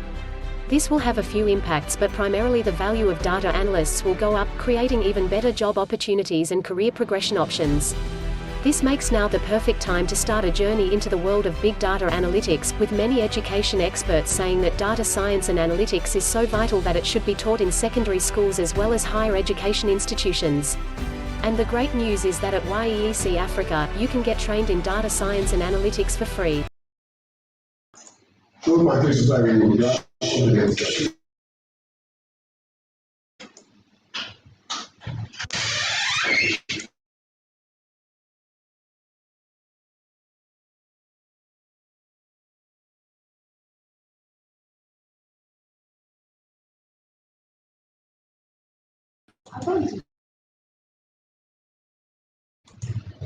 Hello, good afternoon, everyone. You're welcome to the second session of the Business Development Conference.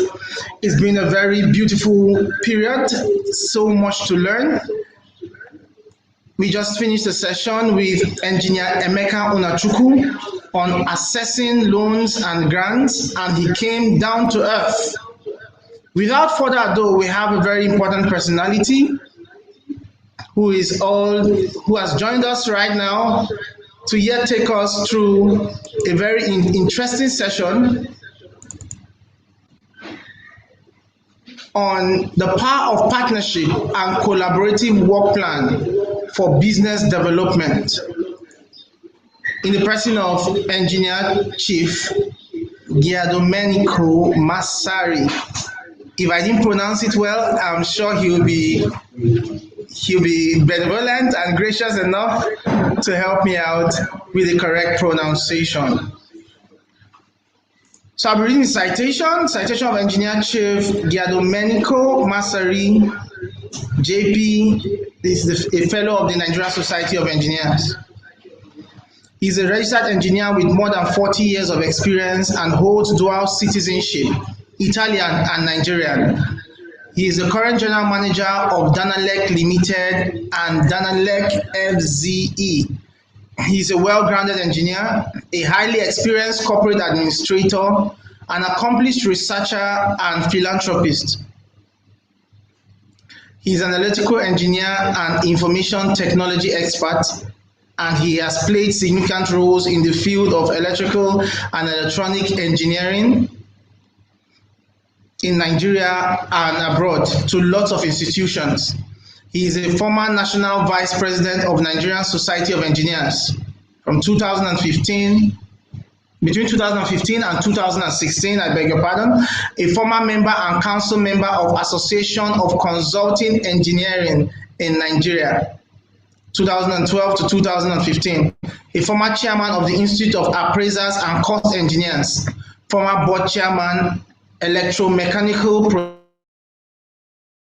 processing of Nigerian Society of, a former national vice president of Cycling Federation of Nigeria, and presently the president of Cycling Federation of Nigeria. Since 1992, he has been the general manager of Danalec Limited, an electrical electronic engineering company, and general manager of Danalec FZE, a former manufacturing company that is the first indigenous manufacturing company in Nigeria for the production of and distribution and power transformers. Massari was born in 1954 in Italy. He attended various schools in the United Kingdom and the United States in marine engineering, a BSc and MSc in electronics engineering, and currently he is studying for a PhD at the University of Wisconsin-Madison, USA. He is a senior member of the Institute of Electrical and Electronics Engineers, a fellow of the Nigerian Society of Engineers, a chartered electrical engineer, a fellow of the Nigerian Institution of Electrical and Electronics Engineers, a senior member American Society for Quality, a member of National Society USA, a fellow cost engineer, fellow volunteer in engineering, accredited senior engineering economist, a fellow of the Institute of Safety Engineers, and a certified Standard Organization of Nigeria international auditor. Engineer Masari has a vast working experience that traverses several continents. He joined Danelec Limited in 1992. Since he came to Port Harcourt, he has remained in Rumucholu of Rivers State. Engineer Masari belongs to clubs, societies. I beg your pardon? Engineer Masari belongs to several clubs, societies, and professional organizations within and outside Nigeria. He is a member of the National Council of Manufacturers Association of Nigeria, MAN, the chairman of Manufacturers Association of Nigeria, Akwa Ibom, Cross Rivers Branch, member Permanent Committee of FRSC, that's the Federal Road Safety Commission, Chairman Technical Committee and Chairman Sponsorship Committee of Recycling Federation of Nigeria, Executive Committee member of the Nigerian Society of Engineers, Port Harcourt Branch, former Executive Committee member of the Nigerian Society of Engineers, Council member of the Nigerian Society of Engineers, Council member of Manufacturers Association of Nigeria, Rivers Bayelsa, member, National Strategy Committee of the Nigerian Society of Engineers, Chairman of the ICT Committee of the Nigerian Society of Engineers, Chairman, Sports and Games Committee of the Nigerian Society of Engineers, Chairman, Board of Trustees, Youth for Health and Development, member, BOT Member Association of Justices of Peace, Rivers State, Chairman, Infotech Library Committee of the Nigerian Society of Engineers, Port Harcourt Branch, Trustee Lifestyle Club, Trustee Wheeler Club, Abuja, First Vice Chairman, Rivers State Cycling Association, Executive Committee Member, Manufacturers Local Content,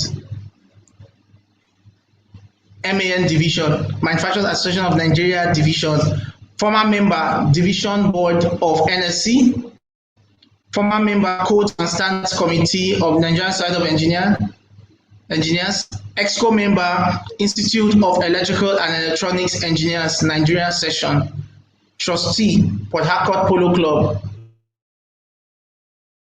member, National Team of Current for Engineering Program Accreditation for Nigerian Universities, Current Examiner for Port Harcourt Zone, Trustee of Institute of Electrical and Electronics Engineers, Nigeria Section, Trustee, Internet Society, Nigeria Chapter, Industrial Relation Officer, IEEE, that's the Institute of Electrical and Electronics Engineers, Nigeria Section, Patron, the Nigerian Institute of Electrical Electronics Engineers, Port Harcourt Chapter, Patron, Nigerian Institution of Electrical and Electronic Engineers, Transamadi Chapter, Chairman, Nigerian Society of Engineers Conference Planning Committee for Uyo 2016, Publicity Secretary, Manlock, Member, Infrastructure Committee of the Manufacturers Association of Nigeria, Member representing MAN in NERC Consulting Forum, Cross River State, board member, Cycling Federation of Nigeria, member, Advocacy Committee of ACN Port Harcourt, member, Training Committee of ACN Port Harcourt.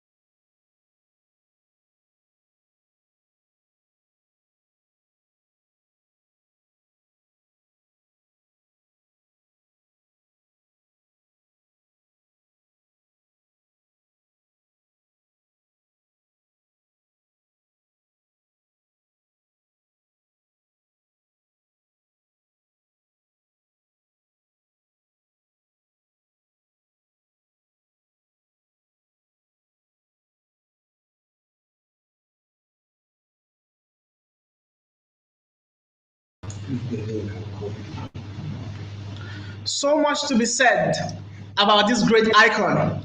And so I can only but count myself privileged, as well as every other person who hooked onto this platform. We are very privileged to have such an icon of knowledge, a philanthropist, and a quintessential engineer, and a well-accomplished one at that. It's my pleasure and privilege to invite Engineer Chief Giandomenico Massari, who will be taking us on the topic, the power of partnership and collaborative work plan for business development. Ladies and gentlemen, Engineer Chief Giandomenico Massari.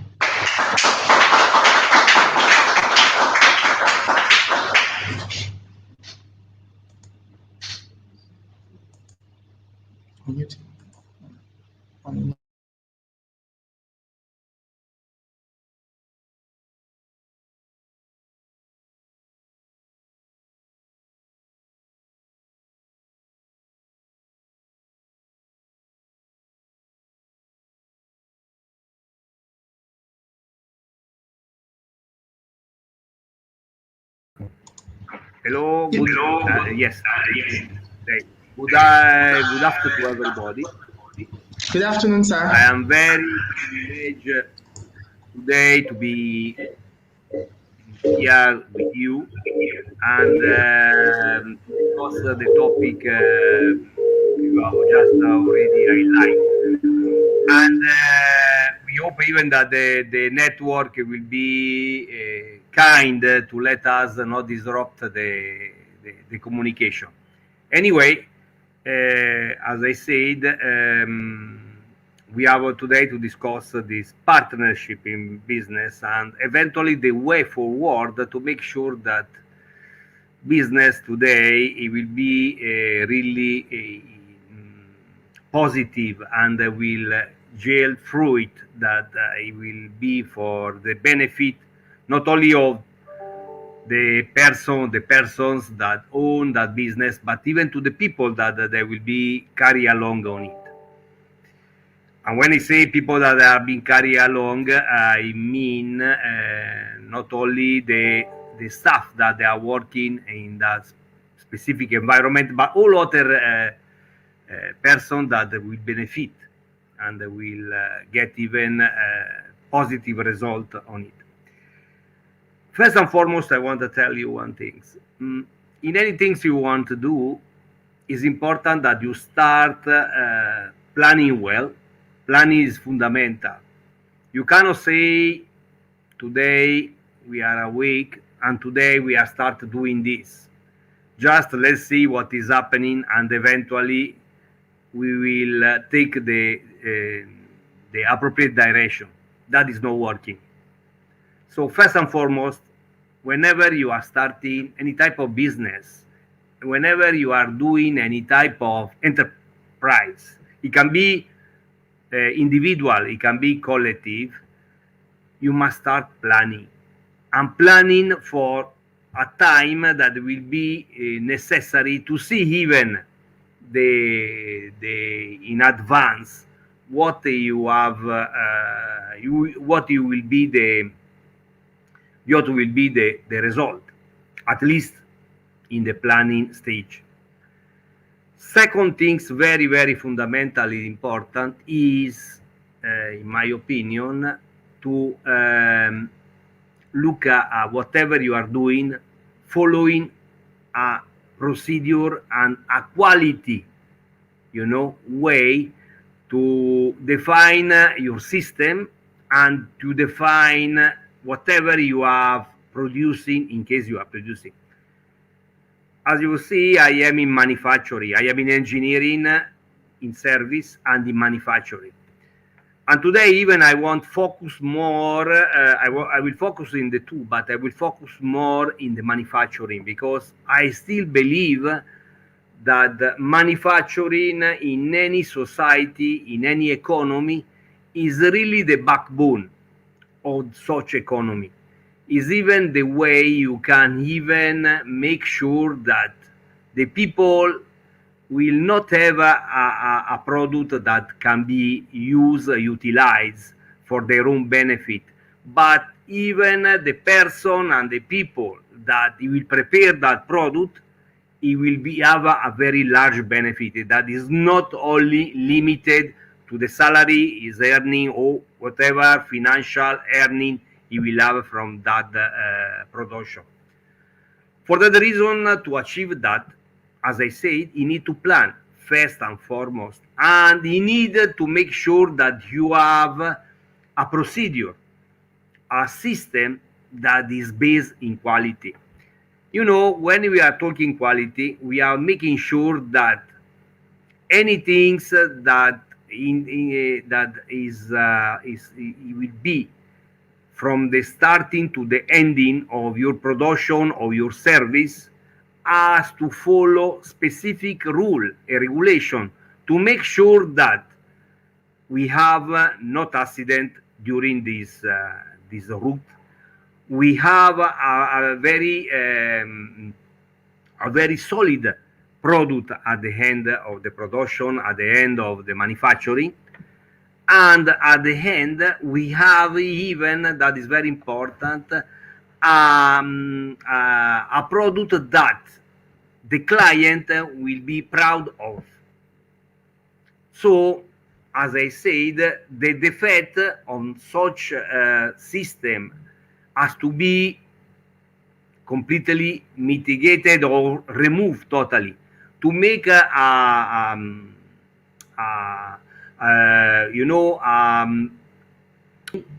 in the way you are producing your service or your goods, that making at the end an appropriate product that you can say as a quality on it.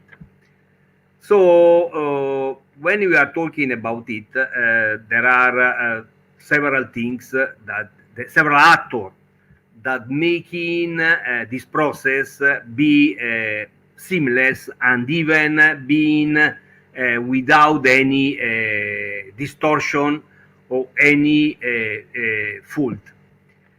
To do this, you have to do the appropriate people. You have to have the appropriate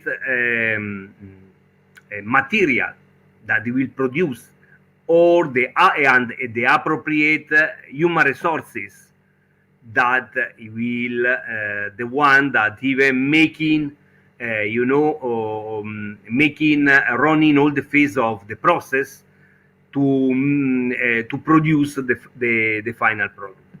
Now, when we are talking this, let's say we are talking about the person, the person that they will be in the producing system or even in the service system. Very important to determine on it is to make sure that your system has an embedded capacity building. What we are saying capacity building, when we are talking of the capacity building of the human resources, is meaning that you have to have an appropriate training, that it will be not have an hand. You know, knowledge, first and foremost, is not an island. It's a progressive things that you have to acquire initially, and you have to enrich, to expand as your experience, or your knowledge, it will be received. So, in that point, that is the major part of it, to make sure that this collaborative system among the people there have to make sure that the interaction, the networking through the people of the system and the outsider that eventually from time to time they will bring more knowledge specifically for whatever of your field and your system, it will enrich the person and will make sure that the quality will be maintained and will be even it will be expanded to a better process, a better product at the end. So this is the thing. So as you said, you must make sure that continuous training, let's say periodical training, will be done internally and externally for all the people that are part of this part of the process. And at the same time, you must even have this interrelation with other that is not only part of your system, but they are the outsider. I always say for long time, no, that the best formula, no, on it, I can call it APPP. We know most of the time this other formula that to have a better relationship and a better growth of the system and a better delivery of the quality. That is public and private partnership, where the public, that is then the government, and the private, that may be an enterprise, a company, can even join in their own way effort to make sure that this type of partnership, they will yield a very, very good and positive result. But at the same time, let me tell you, I want to add something else on it. That somebody eventually could have seen even in the first part is the public. But I want even differentiate to know even how important is this very other sector that has to be joined in this type of partnership in this way. The A that I put before even the PP is academia. Why I say academia? You know, we know very well when you are manufacturing particularly, you need a specific technology that you have to develop to make sure that your product will be, you will have the state of art. And most of the time that technology has to be expanded and even, you know, perfected. Just in that way. So what is happening? Academia. You know, we have a lot of university and polytechnic. And there can be the incubator of the RD, research and development. We know very well that the manufacturing sector is the one that produces goods based on specific technology. But as I told before, it requires most of the time to have this development of that technology. And some of the industry in the world, you know, they are inside in the system, RD department, research and development, where they are developing the new technology or perfecting the existing one. We know very well that, you know, let's talk locally here in Nigeria, this one we require a massive investment in terms of personnel and in terms of financing.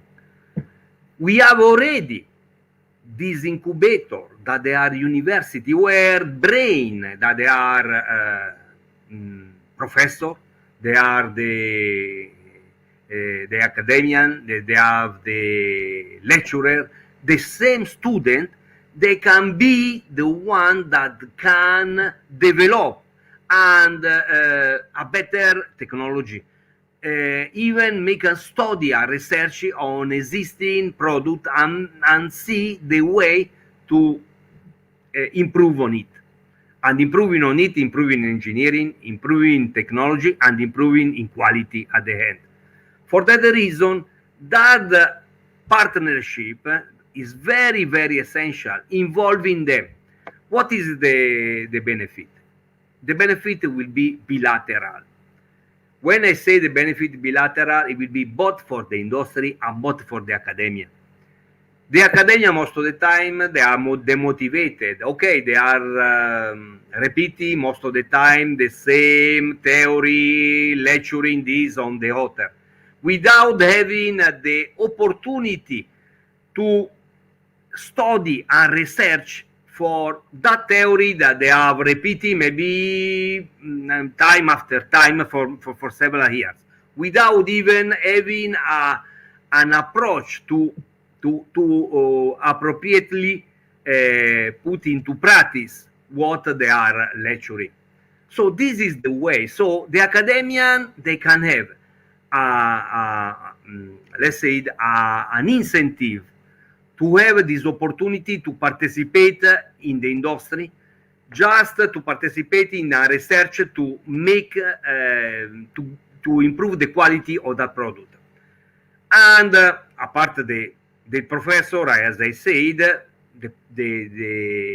everybody in the academia can participate, including the students. Sometimes very brilliant idea can come from a student. No matter that maybe the professor is supposed to be age ahead, not only in terms of year but even in knowledge. But a student can have some things that maybe a professor has already lost, no? And then in that knowledge that they have been received, he can even have the idea that he can be inputted in this research and development. Moreover, these academicians and all the population that is part of the academia can even come and participate actively. They can do the job, some of the job of research in their own laboratory, in their own environment, but they can even go and participate into the industry, in specific industry, to even see practically how the product can be produced, how the production line has been run, what they are the system that they are running, and they are mastering this production line, and eventually bring a new idea to perfect and even improve such system. Another very important thing on it is the fact that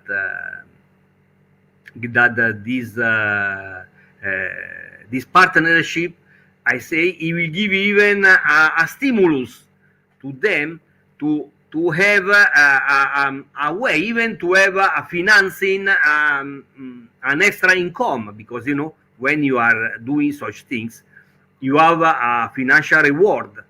So there will be even another incentive that it will even making them and revive maybe a system that most of the time is not really active. You know, as I told before, most of the time in the university we have a repetition, a continuous repetition of theory that eventually remaining, it will be like a mechanical system repeated, over repeated, without bringing any stimulus or any, any attraction to the people that they are, the student eventually that receive, and the same lecturer or professor that they have, transmitting this type of knowledge. Because as I say, knowledge is not an island. Knowledge is not a static thing. It's a knowledge, is a dynamic one. And to render even more dynamic and to bring even into the practice, you need to be involved in some things that it will be tangible. It will be not only theoretical. For that reason, that is academia. So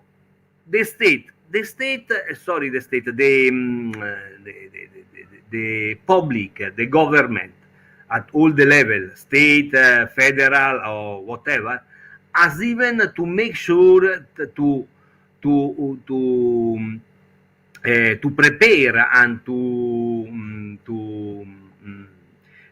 deliver policies that will be conducive for the environment of production, for the environment of the work, and to make sure that it's giving a sort of protection and is giving a sort of boosting to all the economical system that is part of the one. So that is the role of the government, not only to try to issue new tax. Tax are important because I understand that without tax, even the government has a way to raise money to even develop infrastructure that will be beneficial to the things. But at the same time, they have to make sure that right policy, a right protection for the economic system, manufacturing and service and working system generally, has to be put into practice and make sure that the system will be an niche free in business. Another things, and then remaining the last part of the sector, the chain, that is the private, the industry. The industry in their own part have to make sure that this type of interrelation, particularly with the academia, it will becoming a reality. And so initially try to collaborate with them. And eventually is supposed to have an interchange that is increasing the knowledge of the industry himself and the academia at the same time. In which sense, some of the worker, of the actor in the industry has to go in the academia and transmit, making lecture of what practically it will be done to produce or to carry out a service.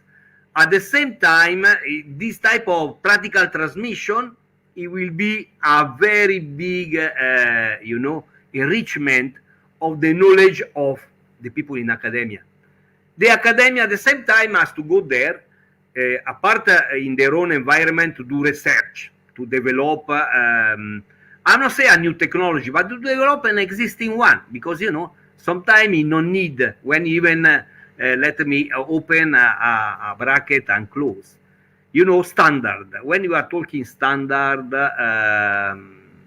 when is a way to make rule for preparing a product, having the specification and so on in any product and even in any system you are doing. That is standard. So that standard, to reach that standard, you need to bring theory into practice and practice back to the theory. So the theory can even change some rule, regulation, to perfect them, because theory is not the final say.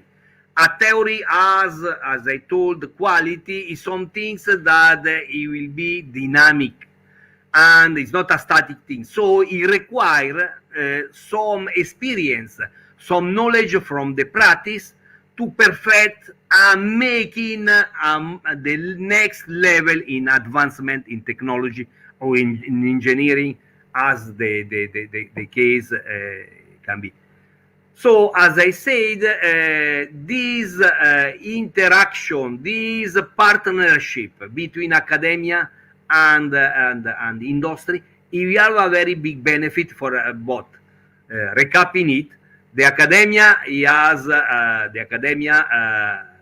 people, they will have an enrichment in their own knowledge and a stimulus to research and develop some things that eventually it will remain in theoretically, and maybe somebody can talk of a system or an equipment without even have seen physically it. And then the research can be done there, the academia. So they have that stimulus, and they have even a physical stimulus. At the same time, the same academician at all the level can go to the industry to study process line, system, way to do quality control, quality assurance on all the equipment that has been produced, and see what is the process really in practical that has been carried out to reach from the stage raw material to the final stage finished product. At the same time, these things is very, very essential for them, because at the end they will enrich their own knowledge, and they will be a new type of lecturer, a new type of professor, that whenever they are teaching and transmitting knowledge, they have some things more and more realistic to transmit, and even perfecting their own knowledge. And they have even a financial, let's say, benefit, because as far they are participating in this research and development and in this participation in the industry, there will be a financial reward to them. At the same time, the industry, they have a very big benefit, because one, they are bringing the person that have the theoretical knowledge into it, that can develop the existing technology to a more perfected one. They can develop a better system even to producing that final product, and at the same time they will have an improvement at the final product, that it will be sometime cutting costs. It will be having a better product with less cost, and at the end you will be more competitive in the market. Finally, let me tell you about these things. The industry, as I say, the academician, they are going to the industry. The industry person, staff, and this at the key level can go to university to teach, to transmit the knowledge, the practical knowledge, to the student, to the professor, because even in that way, when they are delivering a lecture in that way, they will be really a very innovative one, and that one it will bring a better knowledge for them, and will perfect the student, the professor, the lecturer that they have already on it. And as I said, this interchanging, I believe, will be very, very, it will yield a very, very big and positive result. As I told before, the third partner in this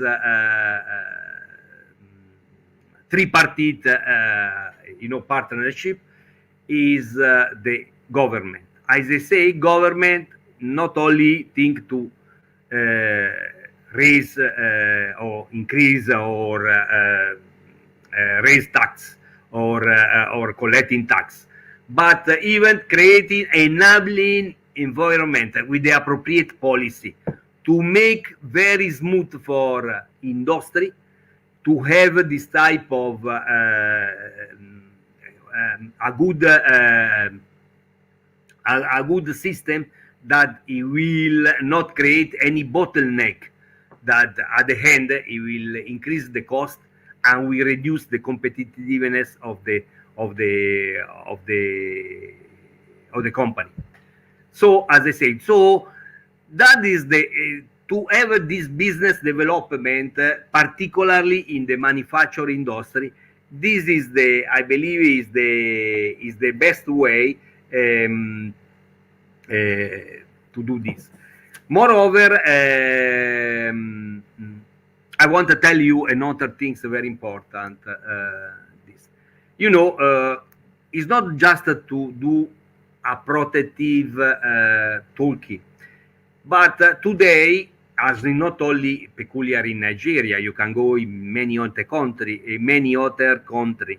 Even if there is a free market, is important that the government do some things to protect in time of crisis. And we know very well that this is not the most rosy period of the economy. Creating a system that protect whatever has been done into the country. In terms of product, a system, it can be a service, workforce, in terms of HR, human resources, or product manufacturing or assembled into the country. You know, it's very, very important. You know very well that we have a lot of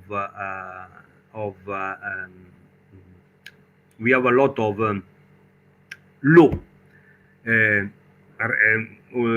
Recently, and not only recently, but from some time, we have even some presidential executive order that is making a sort of protection in whatever is produced into Nigeria, both as goods or as service.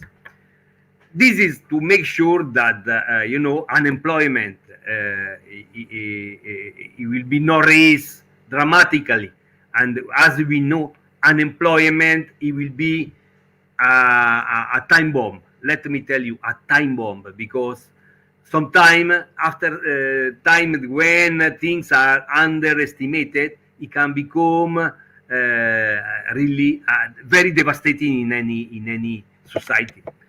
For that reason, it's very important to make this type of protection. What I say in this, whenever you are producing locally, whenever you are recruiting locally, you are enriching your people, and you are making sure that even value will be out of the country. As I said, to protect this, to make an appropriate business development for a country, I want to talk now not only related in a specific domain, but let's talk about a country, and that one can be replicated in other countries other than Nigeria. You must, I say, protect this type of things, because as I said, creating employment. You know very well how many graduate today, how many graduate are jobless, how many people that they have a sort even of skill, knowledge, and even certification are jobless. So it's not possible that other people from other places take the seat that is supposed belong, if qualified, to somebody that is citizen of that country. This is not to be, this is very realistic. This is preventing, arresting, and as I told, the explosion, that the time bomb that I was presenting you before. For that reason, assisting and boosting anything that has been produced in Nigeria, both goods and service, has to be preferred in any way. And moreover, let me tell you, whenever you creating job, and whenever you are doing a manufacturing industry, an assembly industry, or a company that delivering service, you are doing capacity building, because you are recruiting people, but you are training people. You are making sure that that skill, it will be raised over the year, over the time, as the person, it will be there. So the person, it will be not getting his own salary or his own financial reward, but he will get even some things that an higher knowledge in the skill in his own profession, where, as I said, he will make even more value. As I said, knowledge is the new currency. It's not for now, but knowledge is the new currency, because more you know, more you are receiving training knowledge, knowledge, not necessarily only in terms of profession, but even as a wide aspect, it will make you more relevant as a person, they will bring you more value. For that reason, I say knowledge is the new currency, because as you more know in your field and as wide as possible, you can be presented everywhere, and not necessarily in the country. You can even go outside the country and present yourself and having a value as a person, as a professional individual in the workforce. So it will give a big enrichment to many people on it. For that reason, capacity building, and this is you can do when the company and the industry, it will flourish in the system. So it can even recruit more and give more knowledge of them. Moreover, apart of this, you can even transfer technology, as I told you before. Then even with that type of partnership, APPP, you can even make sure that this transmission of technology it can be improved.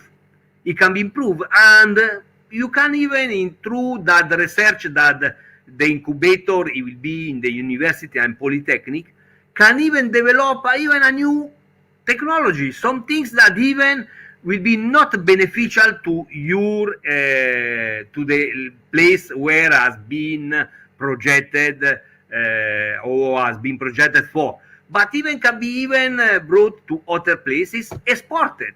So imagine the type of chain, the chain development, the chain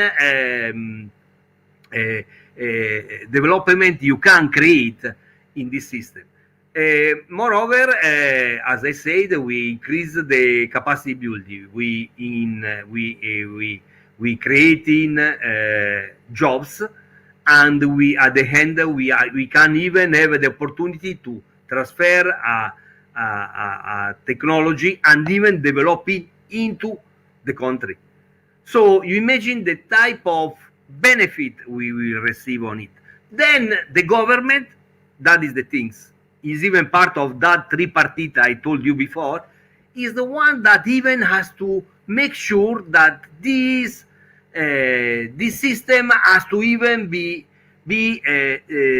sustained and even assisted when you have a goods that has been produced, has to be preferred in some things that is coming from outside. I want to tell you a very important things. We have in Nigeria a lot of example. I want to make an example of cable. You know, there are several, not one, several industries that manufacturing cable. The cable manufactured in Nigeria, in terms of quality, is much better. Even the better I can put an exponent, and that the better compared to what you can import most of the time, to what has been imported. We have to stop to let become Nigeria the dumping ground of substandard product. How many substandard products arrive? Sometimes people believe that getting cheap things, you are saving cost. You don't know that you are spending more, because when you are getting that cheap things, due to the substandard, it can, one, not last. Second, can creating a sort of harm, a damage, you know, because the substandard, especially when you are talking of electrical fixture and not only limited to, it can develop, you know, heat, fire, and so it can bring to a disaster that it can amount in loss of, in financial loss and human life lost. So the one produced in Nigeria is much better, and I don't want even exaggerating in my judgment of it, because this is you can see, you can even make a research in the internet, or can consult people that they can confirm what I'm saying. So it's meaning that here it can be done things even better than what we are importing. So for that reason, the local content is fundamental, I told you, and it can give in at the end a better product, because local content is not meaning cutting corner. In engineering, you can cut corner, because whenever you cut corner in engineering, he is not a philosopher.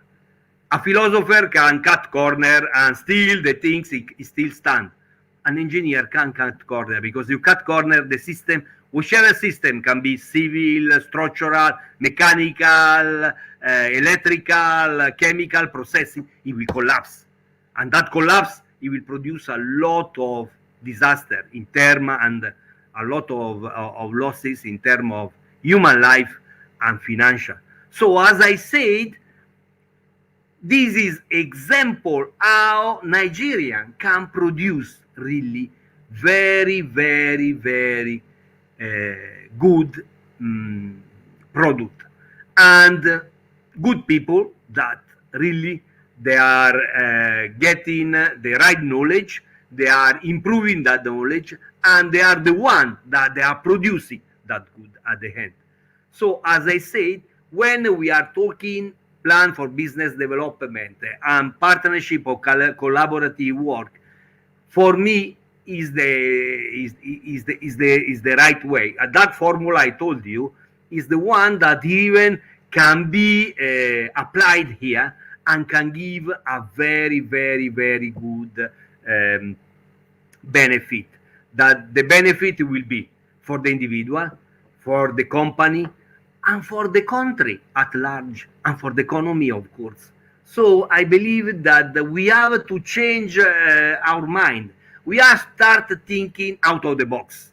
And thinking out of the box is meaning go in this direction, because this one will assist people in the country, particularly youth, because today the youth are the one, they are getting the pain and the border of this maybe system that it will bring first and foremost unemployment. You imagine after so many years of sacrifice of your side, study, reading, and these your parents that are sustaining you may be doing sacrifice to make sure that the fee can be paid and you can even achieve that degree. And at the end, you will be jobless. It will be terrible. It's terrible. So how we can think or plan business development partnership if you're not thinking in a direction where everybody will be involved? It's not only one sector, and the sector, the interaction, it will yield the best fruit for the individual, as I said, for the companies, and for the country and the economy. So, and this is the way even to calm down all the restiveness that they have the result whenever unemployment is there, whenever not appropriate plan is there. So in conclusion, I want to tell you this. If you want to do a very practical and effective way, you need, whenever you want making this partnership and this, you have to plan. You have to make sure that quality has to be embedded in the plan, and even in whatever you want extract of that plan or produce of that plan. And make sure that local content, it will be one of the essential things that you even assist and protect this type of partnership you are planning. So that is, for me, is my suggestion, is my opinion. It can be an opinion, but you know, that one has come through the experience I had practically in the sector as engineer and in the manufacturing industry. So that is the things. I thank you for whoever has had the patience to listen to me till this moment, but that is is my idea and my way to let you know how for me is the best formula, the best recipe to have this partnership and collaborative work for an appropriate, a positive business development.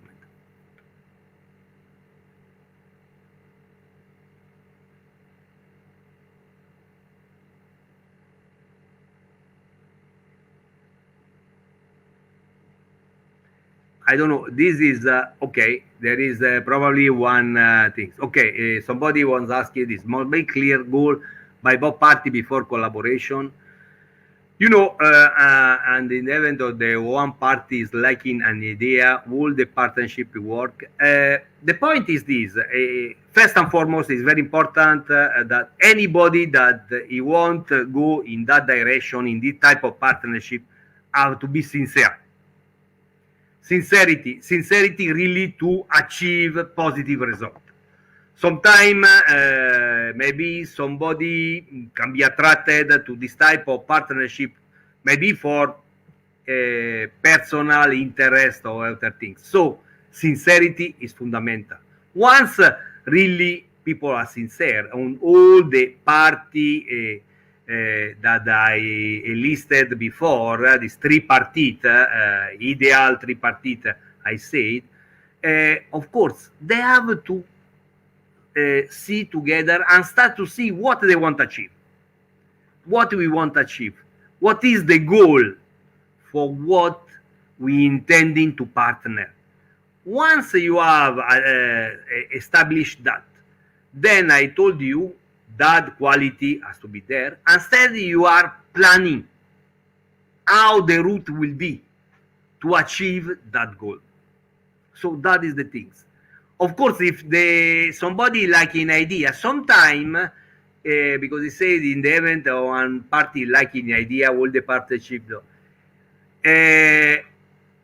Let me tell you, if somebody like an idea, sometimes that idea, because he has not been ginger from the other side, you know, interaction sometimes brings some things that you initially you are not thinking of. When you are starting some things, you are not thinking, maybe you are thinking in one route, but eventually can be several routes. That route, it can be too narrow that nobody can pass in that route. Instead, when there are interaction with the other party, that is the networking, then it can come another route, and even the idea that you before lacking, it come on you. So it's a sort of, you know, interaction, discussion, and see. But mostly you have to be sincere, and mostly you have to know which goal you want to achieve. That is very important. Successful experience is not say. Let me tell you the successful experience. It's not because somebody has been successful is the only one that is the winner. To get a win-win solution, you know, the win-win solution can be done even in one of the party has not even had any successful experience because he has not have an opportunity. He can have an idea. He can have the potential idea, but he has never had the opportunity to express and to materialize the idea. For that reason, it's important that they settle that goal. They are sincere. They settle that goal, and then they start discussing, interacting. So some idea that before it was not there, they can come. And somebody, he can have idea, but they have not opportunity in the past, so they can never express such, and so they cannot be successful. But now that is the opportunity for the person or the group, because it can be even a group. So as I said, it's not specifically some things that you know is static. Is a dynamism in that motion. When you are starting rolling the ball, then things can happen and idea can come. even person that before you think that they have not any potential, he can express his own potential because they have or not opportunity in the past.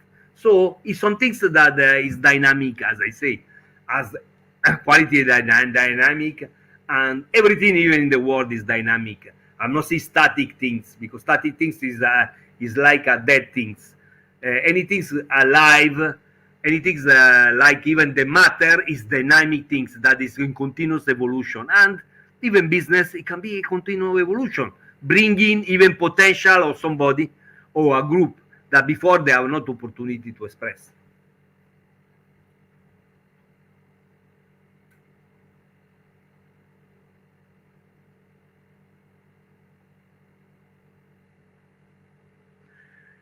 Okay, irregularity of betrayal. I told you initially that is the problem. Let me tell you. First and foremost, irregularity of betrayal, sincerity. If you can recall, the first things I said is sincerity. Without sincerity, you cannot do anything. If you have an hidden agenda on approaching some planning or development or partnership, of course, the things will go. Of course, you have to be always alerted. In the other side, everybody has to be alerted to try to scout if the partner or the partners are really intending achieve that goal. They are there really because they want to develop some things. They want have a partnership with this. Then from there of this, of course, anything can happen. But is the smartness, of the person, the persons that they are part of that joint venture, let's call it that way, or tripartite or whatever, that they have to make sure that the other party, they are sincere. If somebody is sincere, is expecting that the other is sincere. But sometimes I'm not want to use one proverb that say, as Tetere said, trust is good, no trust is better. But sometimes it's better sound the ground, sound people. Just giving sometimes benefit of doubt, but is benefit of doubt, but is important that that benefit of doubt is not extreme. You are always to be always you have used some caution or anything, but just start having always saying whenever you are starting such things to see a glass half full, not half empty. Be always positive in any way, because I believe positiveness is helping you and is helping others. Even somebody that has a, not say a bad intention, but a not so clear intention can even change and even understand that that is the way even that himself he can get in a benefit.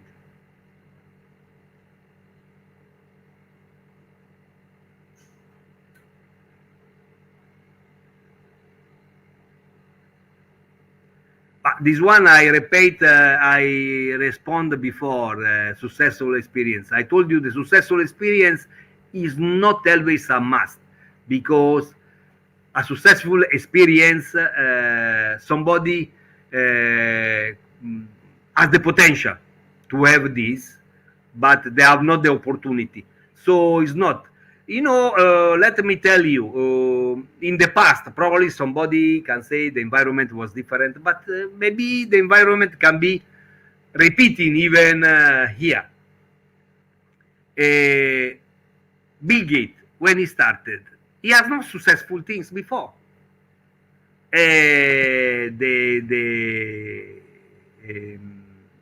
Steve Jobs, the same things. Just I want to make an example of these people that they have developed colossus enterprises. So, it's not successful experience. Of course, the successful experience can help. We cannot say otherwise. But somebody that eventually has not such, because they are not has the potential, or has not get the opportunity, has not get the right environment to develop positively such experience.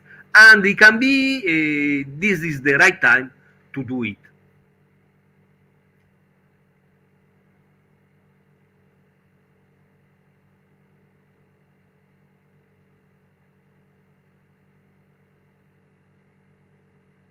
Any other? Right. It's been right. It's been right.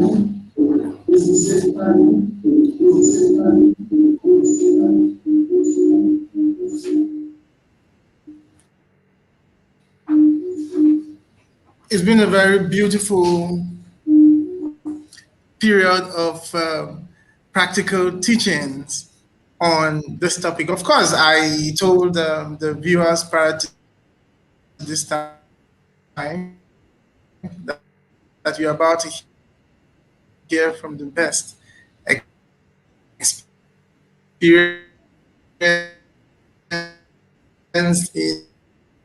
in all areas.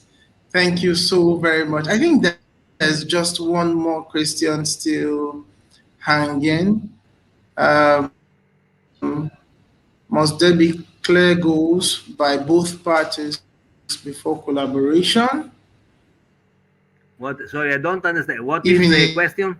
Event that one party is lacking.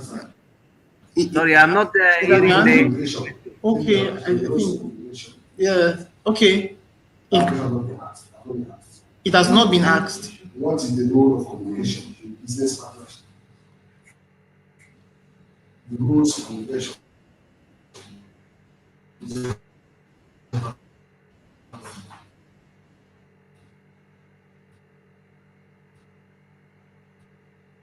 Okay. Sorry. Hello, can you hear me, sir?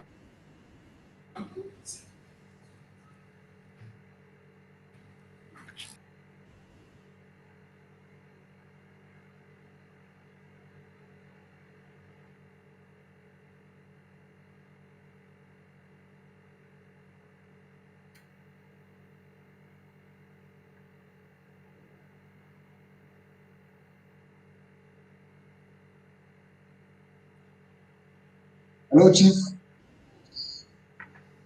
Good afternoon. Good afternoon. That's a very great presentation, and I must tell you that we're delighted. Nigerians are delighted. Africans are delighted to have you on this platform. More people are on this program, listening to you, watching you. Collaboration is very essential for business growth over the world. There is this question I want to ask, Chief.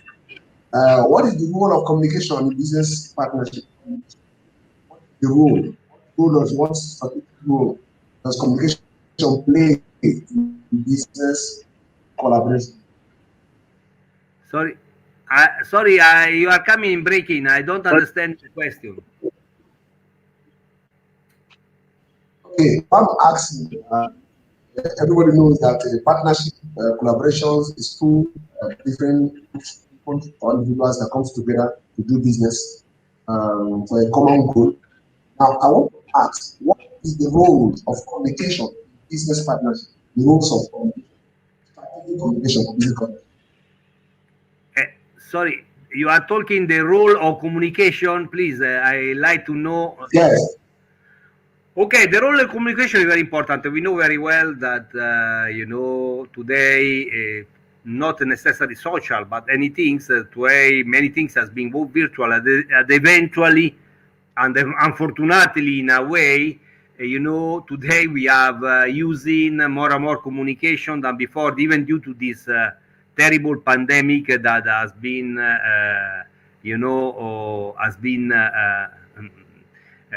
more than nuisance. We know very well because they are bringing a lot of dead and despair all over the world. So even today, many things will be done through virtual meeting and this more than the physical one. But it's very important. It's both we are talking the communication in terms of virtual communication, like the one we are doing in this moment ourselves, or the communication you can network even directly physically with people when you have a conference or when you have any type of workshop or interaction with the people. Is very, very fundamental, because networking with the people, particularly I'm talking in my sector, in engineering, is fundamental, and in manufacturing as well, but in any endeavor or in any type of profession, there is no limitation on it, because networking is the way you can give and take, in the sense that you can give a knowledge because you have some knowledge, but anybody in that forum, in that place, he can even transmit knowledge to you and they reach you. So it's a win-win situation, because you are giving, but you can receive as well. So nobody, no matter how your knowledge is, because I told knowledge is not an island, and as such, especially technically, technologically, even somebody that has been at the helm of maybe a technology and knowledge is the one that can receive something that eventually can even spawn a new development in his own knowledge. So communication is fundamental, and any means of communication, virtual communication, physical communication, and interaction, networking is fundamental. That is the one that's sharing the knowledge, because it's very important. Remember, to everybody, sharing is fundamental. Anybody you know, you have not to keep yourself, because if you are be blessed to have a knowledge, is meaning that you must disseminate it to make other people grow. Not only you can grow. If you have grown, others has to grow. That is even raising people, faith, and raising people, life. Okay, Chief, thanks so much for that response. I know that communication is strategic in relationship, in business, in personal relationship. But I want to also ask this question. Does disabilities affect partnership? Situation where somebody is blind or is deaf and dumb, and that's getting involved in business. Does disabilities affect partnership, collaborating with people who can hear, who can write? But today, unfortunately, there are many technology that is not necessarily very expensive, because some are more or less expensive, that can make less disabled who is disabled. If you are dumb, if you are you have a sort of handicap in all the way, today there is a way that the people will be not marginalized, because it's very important not marginalize anybody. Everybody is, as human being, is fundamental, because everybody can bring things, even a disabled can even bring some things that a very able person cannot. I'm going to make an example. You remember, now I escape my mind the name of the person, but I believe he was quite popular. He was a British scientist, physics, that eventually the black hole, the theory of the black hole, and so on. And you see in which status he was.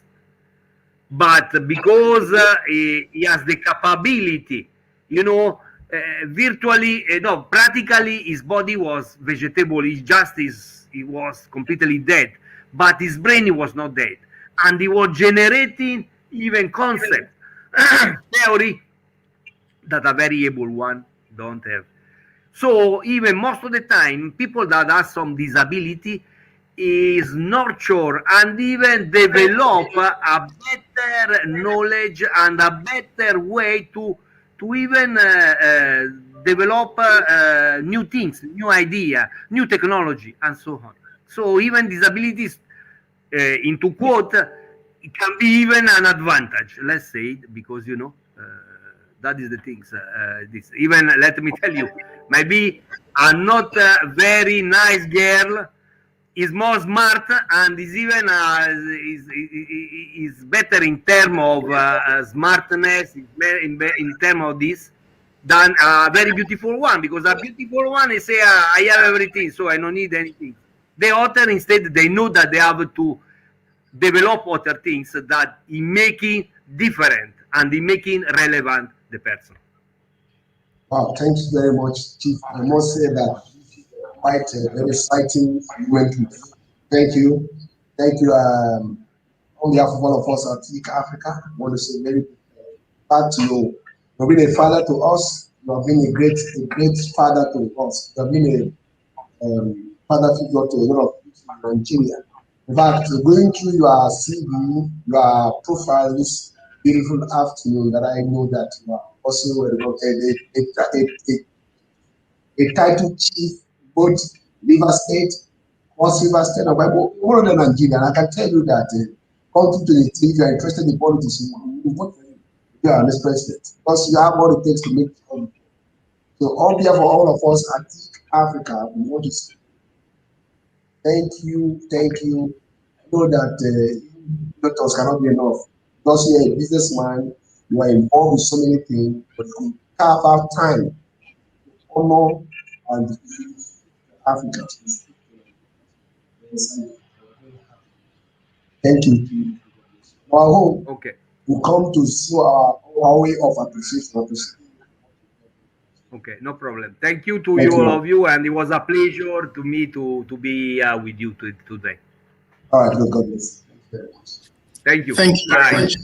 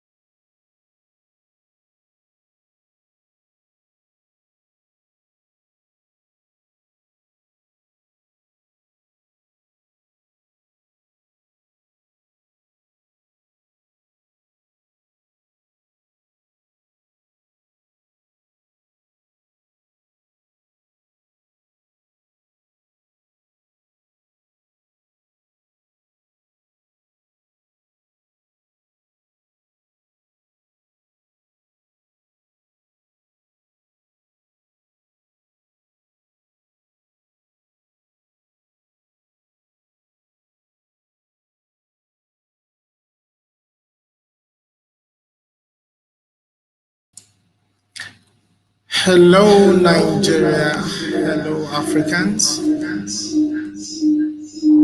You could agree with me that every second of this meeting has been worth it. And I want to say a very big thank you to as many who have hooked on to this program up till now, from different parts of the world, from different platforms. It's been really wonderful. It's been really exciting, very informative, and indeed empowering. It is the Young Engineers Entrepreneurship Club's Business Development Conference Day 2, which has been characterized by very serious teachings. We heard from Engineer Emeka Onachukwu, and just a few moments ago, we were yet with Engineer Chief Giandomenico Massari, who has carefully talked us through the importance and the dynamics of collaborations and partnership in business. And I know that indeed you have been really empowered From all of us at EEC Africa, we want to say a very big thank you to all of you. The program continues again next week, Wednesday at 12 noon, when we are going to have, of course, yet another speaker on a very different topic altogether, still under the theme, boundless opportunities in the new normal post-COVID. It has been an eye-opener all this period, knowing that there are a lot of things that we can become to be able to completely match the challenging situation that the COVID-19 pandemic has brought on to the entire world. And that's what EEC Africa is all about, to empower you and to help you build your business to the end that you are better at what you do, as well as increase employment on the African continent as a result of the success of your own business. You would agree with me that these conferences and the speakers are top-notch, and of course, this training is coming to you at no cost. So it is imperative that you take advantage of every second of it. This video remains here, and you could come to the same page, like the page, subscribe, so that every video, every conference, every program that is held forthwith, it's easy for you to be notified, to really know about what has been posted, because every of the content on this particular page, on our Facebook page, on our YouTube page especially, are really exciting. Thank you so much once again, and God bless you. Bye for now.